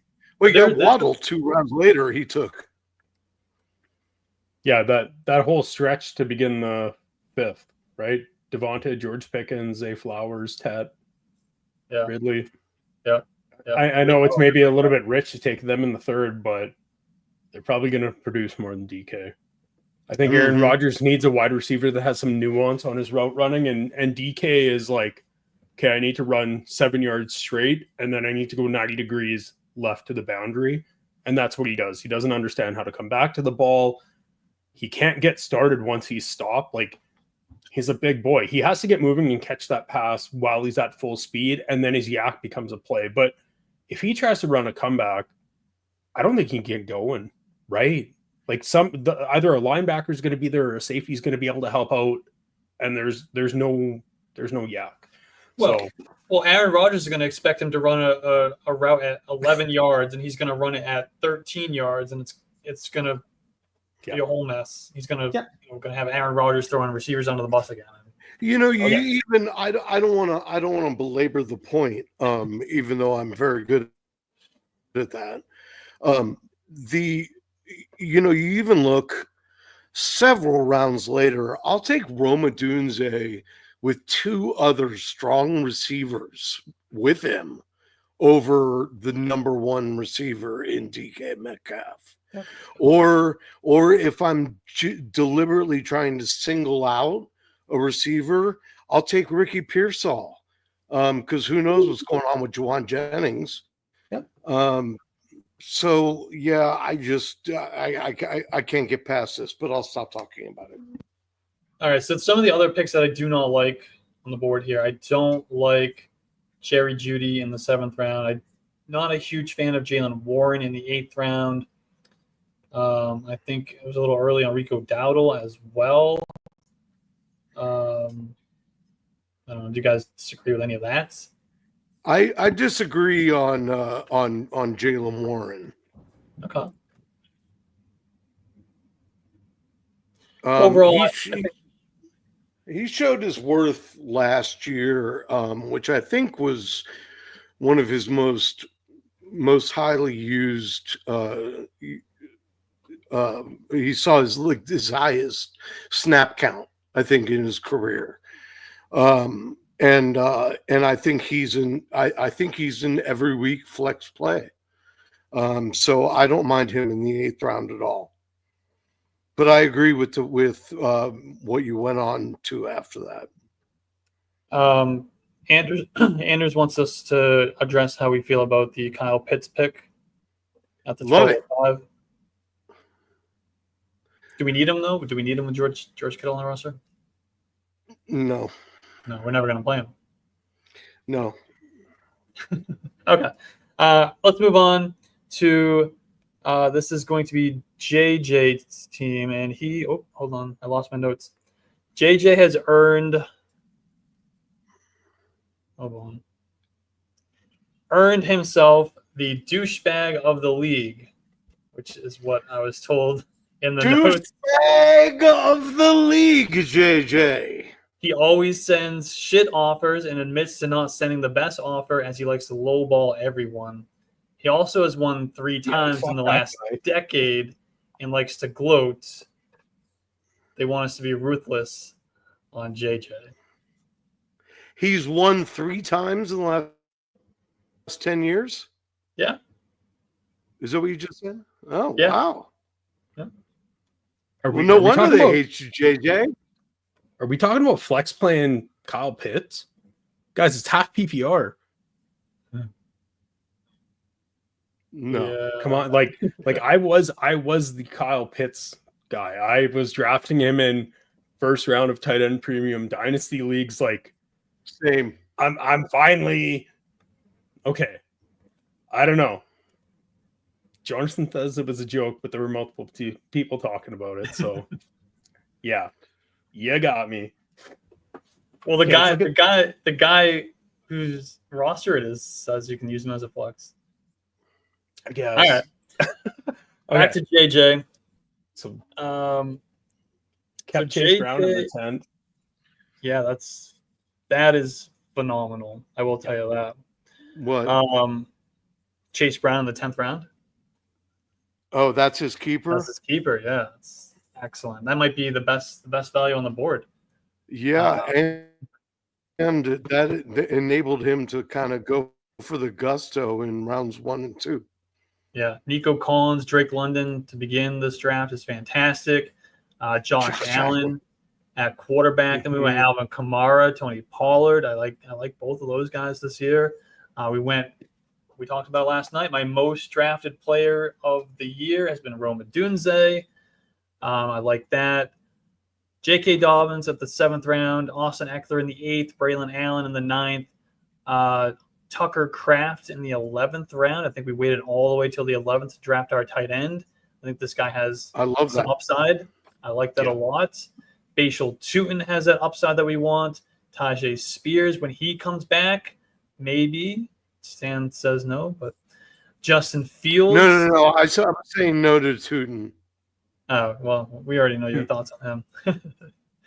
And then we capped it off with the vanilla Romeo Dobbs in the 15th. And I think just drop for Pop Douglas. So well, there we go. I like that move. Yep. I like that move. I like this team. I think you have 2 elite wide receivers.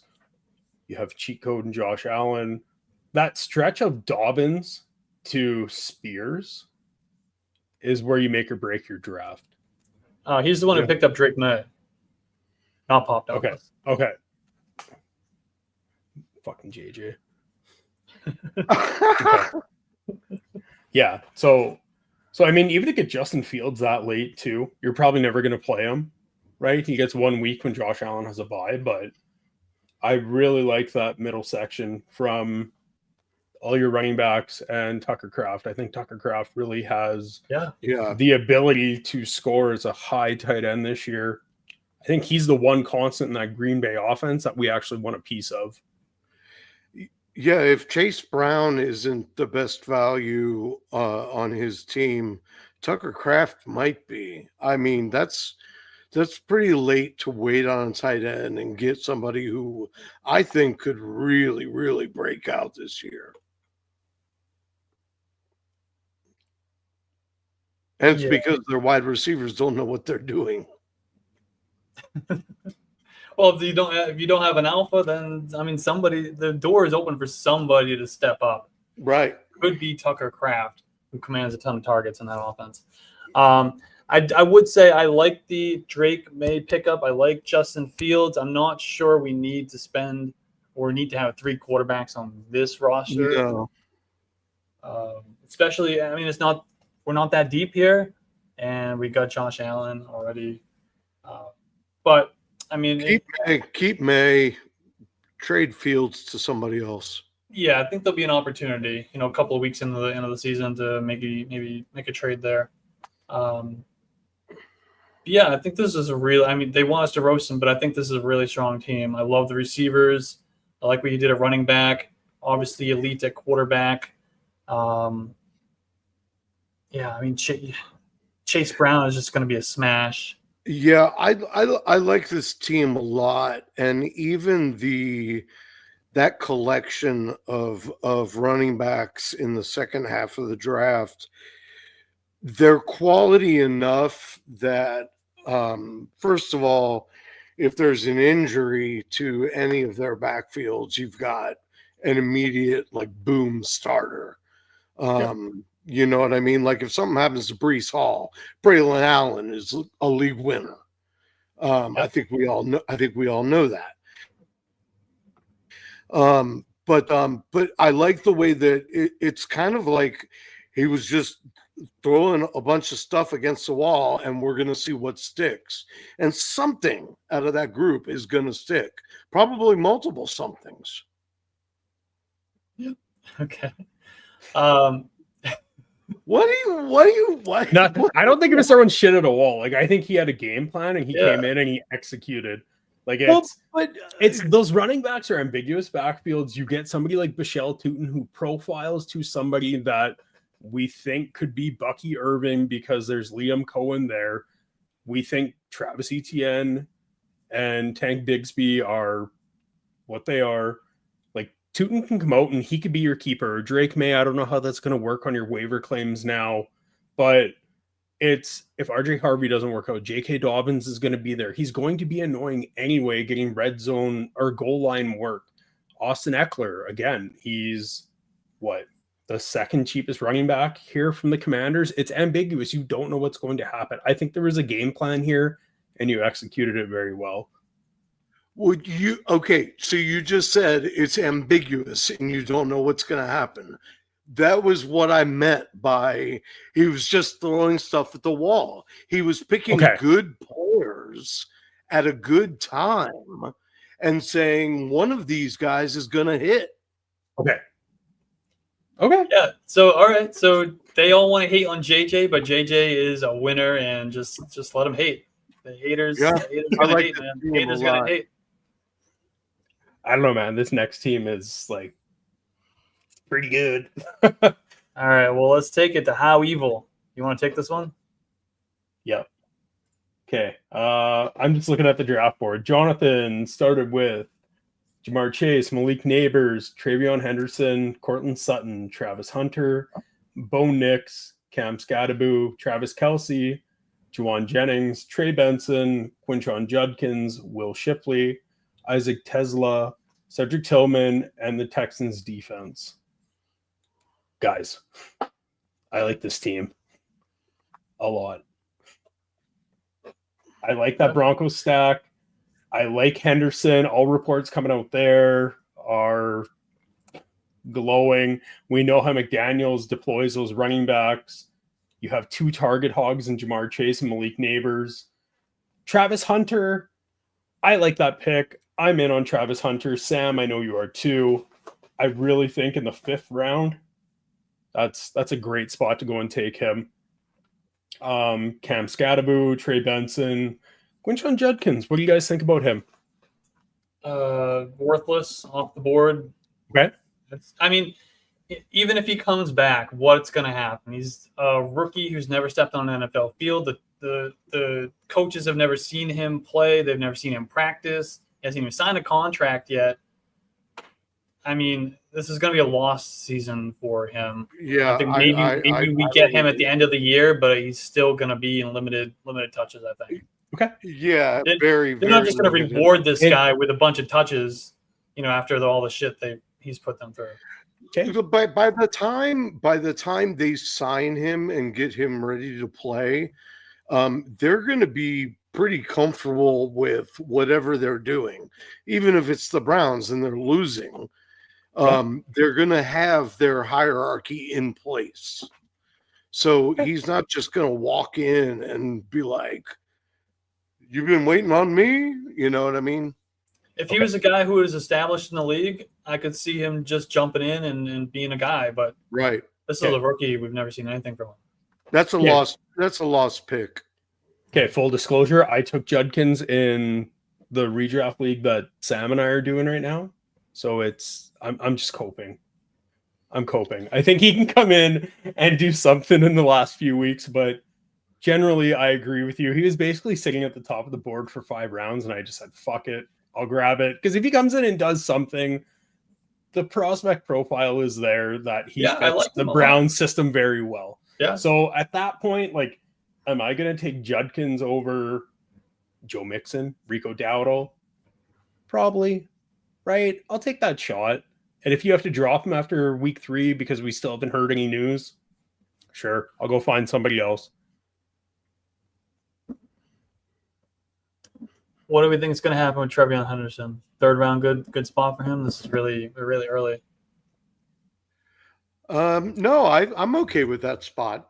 Yeah. The way all the top running backs came off, taking him before Chuba, I don't mind it. Or Swift. Yeah, I'm okay with it. I'm really surprised Kamara lasted as long as he did. Yeah. Wasn't as efficient last year. No, he wasn't, but I mean, he's the only game in town in New Orleans, so it stands to reason he's still going to get a lot of volume. I will say, compared to some of the other teams that we talked about, the approach to the bench here has been a lot more the way I would like to approach it. Just taking some guys that just have that upside. Tesla, or I don't know how Stan was saying it last night. T-Slay. T-Slay. What up, T-Slay? Cedric Tillman. I mean, there's a chance that he happens. Trey Benson, Juwan Jennings, Will Shipley. So yeah, I like that. I think typically how we see things is the guy who orders these shows usually has one of the strongest teams in the league, and Jonathan is the one who ordered the show, and I think he knew that we were gonna like his team, and he wanted us to talk about it in front of the rest of the league. He wanted everybody to know it. Well, let's move on to our last team at the 111. Can I just say I don't like the Scatterbo pick? Okay, yeah, that's fair. Where would we take him? 7-10? Yeah, I don't like that at all either. Yeah, I don't like the pick in general, but it's also way early for him. Way early, yeah. I think this is gonna be the Tyrone Tracy show. I mean, he missed a bunch of training camp and preseason. What did I say last night? Cam Scatterbo is a great college running back. Player. Yeah. Scatterbo, I will say, needs to learn how to avoid contact rather than invite it. And that's what it seemed like. He wanted to be more of a wrecking ball in college. And if you go and do that against linebackers, or you do that against safeties, like, you're not going to last long. Mm-mm. Yeah. All right, Suck My Balls JJ is next up here. And that is Devin. It's the 111 pick, so you came runner-up last year. He took Amon-Ra St. Brown at the 111. We went Jonathan Taylor in the second round, Chuba Hubbard, DJ Moore in the early fourth round. Then we went Patrick Mahomes, Aaron Jones, Javonte Williams. And then our keeper in the 8th round is beautiful Brock Bowers. Love that. And then I forget who Michael Thomas, the placeholder, is for Pittman. Michael Pittman. Yeah. Jonnu Smith in the 13th round. He's going to be cut. Then we went Steelers defense and Jordan Love in the 15th round. Then we got another good one. Yep. Kind of. Well, so we've been sitting around arguing what the Bears are going to do. Is it going to be Luther Burden? Is it Roma Dunze? Is Colston Loveland going full Sam Laporta? What if it's just DJ Moore? you mean the guy who's been doing it? The guy who's been doing it for like 6-7 years already? That we've always begged to have a good head coach and a good quarterback. Right? And just because you don't hear anything about vets in the offseason doesn't mean it's bad. Nobody talks about Amon-Ra St. Brown because he's elite. Everybody's steaming up JMO. Yeah, we want to get him more touches. We want to get him more involved in this. Yeah, maybe he is starting to learn how to run a route tree, but you don't have to talk about DJ Moore because he's going to fit in. You know what he is. Sam, you're smirking. What do you want? Because I'm getting animated here. Nothing. Nothing, man. You're just fired up, and I like it. Like we always hype up the rookies, and just because you don't hear about how many years has DJ Moore been in the league, it doesn't mean he's gonna get. Sure, it seems like longer than that, but it doesn't mean that Luther Burden is coming in because he's a yak player, and so DJ Moore doesn't mean that DJ Moore is getting tossed to the curb. No, I DJ Moore is still the number one receiver in that offense. Yeah. It's just whether or not they can coach up the other two to do what they need to do. I think Odunze is built to be an alpha, but he's not going to be that until DJ Moore is gone. You know what I mean? I don't think he's going to take that job as the number one target in the offense. So DJ Moore, I have no issue with him at all. So I will say, while you make a good case for DJ Moore, I don't believe I've drafted him a single time this year. And it may be some of it is just the questions in that offense, the vibes from DJ Moore from last year. but most of it is the other receivers who are being drafted around DJ Moore Yes. that I just like better. Like Devontae Adams being drafted in the same area. George Pickens is being drafted in the same area. Tedero McMillan, Calvin Ridley. Julio Jones. That's right, Julio Jones, a.k.a. Cortland Sutton. Another one that I'm drafting over DJ Moore. Yeah. I think that's my issue with DJ Moore is some of these other guys, and maybe it's just because he is just not the sexy pick anymore. I don't know. Yeah. Maybe nobody believes in Caleb Williams, so you have to knock him to the bottom of that tier. Yeah. Right? All those players that you listed, it's like you have Matt Stafford, you have you have Dak Prescott, you have Bo Nix. Like, Caleb didn't have a bad year, but it also didn't reach up to the hype that we thought he was supposed to be at. Right. Sam, you're making that face, but he still threw for what, 3,700 yards? Like, he didn't have awful stats. Did he look awful on TV? Very much so. If he wasn't touted as one of the best quarterback prospects we've seen in the last 20 years, I think we'd be sitting here saying he had a pretty decent rookie season. Agreed. Yeah. Okay. Anything else on this team for you guys? What do we think about Javonte Williams? Yeah, I RB1 was just going to say Javonte Williams in the 7th round. Yeah, I don't think I'm doing it. There's just okay zero upside there. No, zero upside. I know, Sam, you think he never got a shot in Denver, which is bullshit. Yeah. Sean Payton showed what he wanted to do, and that's why he had Jaleel McLaughlin catching passes. Who else was there? I don't even remember that because it was just such a mess. But Sean Payton wanted them to throw to the running back so much, and Javonte just had no juice. He was top 5 in targets last year. It doesn't seem like a real stat because he did nothing with it. Yep. Nothing.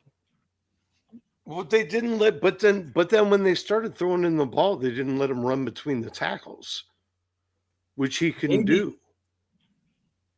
Well, maybe he can't do it.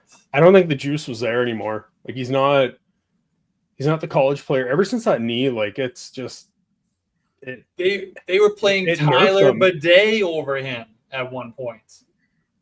Yeah, you mentioned that. Okay. But I still don't have a problem with that pick, only because right now he's the favorite to start the season as the first running back in Dallas. Yes, he'll get and looking at the other people that were going around that area, I don't mind taking him in the same neighborhood as Cam Scatabo, and Dobbins was off the board. Charbonnet was off the board. Jordan Mason off the board. But he took him before Nick Chubb. You know what I mean? I don't really have a problem with that. I don't know, man. Just Javonte Williams isn't taking my team to a championship. I want a guy that maybe has a little more upside. You must not be a Cowboys fan. Not quite. Okay. You guys all aboard the Michael Pittman train? No. No. Okay. Good. I think I'm half hanging off. Okay. I never was. No, me neither. Like, I don't like smoking mirrors. He was like, they had Joe Flacco, they had, the ghost of Matt Ryan throwing him the ball. Like, they are good quarterbacks that can air it out, and he had no competition. Right? Like, yeah, he had a broken back, but there are other players now, and you're stuck in QB purgatory. Like, everybody that occupies the field, like, I think A.D. Mitchell has good rapport with Daniel Jones, so he's going to cover more of that stretch in the field. I'm not saying he's going to jump in and be a relevant fantasy player, but in a real game, he occupies that portion of the field. You have Josh Downs and Tyler Warren that are going to be occupying, the short to intermediate areas. Like, what is there for Michael Pittman? He's not a great separator. I don't think he has the best hands for contested catches, and he had a broken back last year. So is he healed? Is he good? Is he susceptible to more injuries? Like, I just don't get it with Michael Pittman. I don't. Yeah, I agree. Well, you know, I say I throw Anthony Richardson under the bus all day long, and I don't think he's a good quarterback. But I also don't envy his situation because I am not a Pittman fan and I am not an AD Mitchell fan. And Downs, who I love, is always banged up, even though it barely seems like he's ever on the field. So, you know, Anthony Richardson just, I mean, he couldn't buy a break. And when you're not that good, you got to get a break somewhere. You know what I mean? So, yeah, I'm just out on the Colts. I just don't, if it's not named Jonathan Taylor, I'm not interested. All right. Let's take a look at the rosters one last time. Who stands out? Who do we think maybe is the favorite to win the championship? Who's a dark horse that could come up from behind? What are we thinking here? Yeah, I feel like there wasn't many terrible teams that really stood out here. Like, No. everybody has a shot, even if there are a couple of teams that are a few moves away. I think everybody's got a shot here. Yeah, usually when we do these shows, there's one or two that we are just relentless. I would say, yeah, this is one of like, the more dude, quit competent. playing fantasy football. This is one of the more competent draft boards that we've had. Yeah. Yeah. Like I would say, looking at Frank's team, having Chubb and Corum as your RB 3 and 4, and kind of that stretch we talked about of Addison, Godwin, Shaheed, that's a little bit up in the air, but it's a team that can still produce, or you can move, or you have the flexibility to make moves. Anders team, really good. JJ, Evan, thank you for coming on. I like your team. You know, you might have reached on Ollie Gordon, but we already discussed that. If that's your guy and you knew he wasn't coming back, take your shot. Yeah, I think overall this is a very balanced league, and for going as long as it has, like, that's awesome. You guys keep that up, and I hope we get to hear about it in the future, because I think that's what we all kind of aspire to have in our leagues, right? Whether it's home leagues or it's random people that you meet on Sleeper or on Twitter. Like, this is awesome. Kudos to you guys. I think I'm pretty close to all in on Anders' team, or Anders, however you say it. The receivers just, I mean, that room is unbelievable. And to be able to do that and still come up with Kenneth Walker and Jordan Mason is like a dream come true. Because I think Jordan Mason's he's gonna have more of that job than Jones is by the end of the season easily. Obviously he's gonna need to keep an eye out for maybe a little more running back depth when somebody pops up on the waiver wire. You know, maybe you have to drop an Aomanor and or a Palmer, who I don't really feel that great about. But I think that's a really strong team. A lot of it is going to go as far as Kyler Murray can take it. If he doesn't come out like he's shot out of a cannon this season, I would already start shopping for another quarterback. I'm just not that big of a Kyler Murray believer. And as much as he can run, he doesn't like to.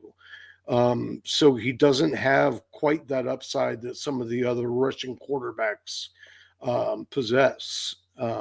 Plus, he's got that second job as the leader of the Lollipop Guild. So I'm just picturing but Kyler Murray being shot out of a cannon. I just can't get that picture out of my head. Oh, and here I thought the lollipop flying- guild would be funny. And Flying you brought through up- the air, the arms flapping. I don't know. Does he have a controller in his hand? Is he playing Call of Duty as he flies through the air? And then Marvin Harrison is there just waiting for him, and he just drops him right through his hands. But as of right now, because I feel like everybody still has moves that they'll need to make during the season. But just the strength of this wide receiver core, this is my pick as one of the favorites in the league for sure. Yeah. All right, I'm gonna ride with the douchebag of the league. I'm gonna go with JJ. JJ's got just a high-end team from top to bottom. Josh Allen at his quarterback. We got Chase Brown, running back in the 10th round. We got those two high-end elite receivers, Nico Collins and Drake London, plus the potential breakout of a Roma Dunze. And then we got some depth at running back with Tony Pollard, Alvin Kamara, Austin Eckler, Braylon Allen. Maybe Bashal Tutin breaks out in the second half. Maybe once Tajay Spears is healthy, maybe he breaks out at some point if something does happen to Tony Pollard. And I think we got some pieces with Drake May and Justin Fields that you can dangle at some point. Somebody loses a quarterback or has an underperforming quarterback. You might be able to package one of those guys with another player or two and upgrade somewhere else. And I think this team is built to go the distance. We got Tucker. I didn't even mention Tucker Kraft, a tight end. This is your champion right here. 4-time champion JJ. Call it now. He's going down. You're in those crosshairs now. The whole league's gonna hate me now too. Yeah, that's right. Yeah, Well, now you're douchebag part 2. I'm for it. I have no problem being the douchebag of the league, of the podcast, whatever. I don't mind it. I like it. Bring on the hate. Okay, Haters so gonna hate. does anybody have another candidate for either worst value or worst pick of the draft? We talked about DK quite a bit. Is there anybody you think was taken at a worse time or shouldn't have been taken at all, or Worst pick. Well, more offensive pick than DK? more than DK. All right. Well, we mentioned a few like Cam Scadaboo. I don't really like there, but I'm trying to look in like the top 5 rounds because once you get past the 5th round, if you want to take your guy, take your guy.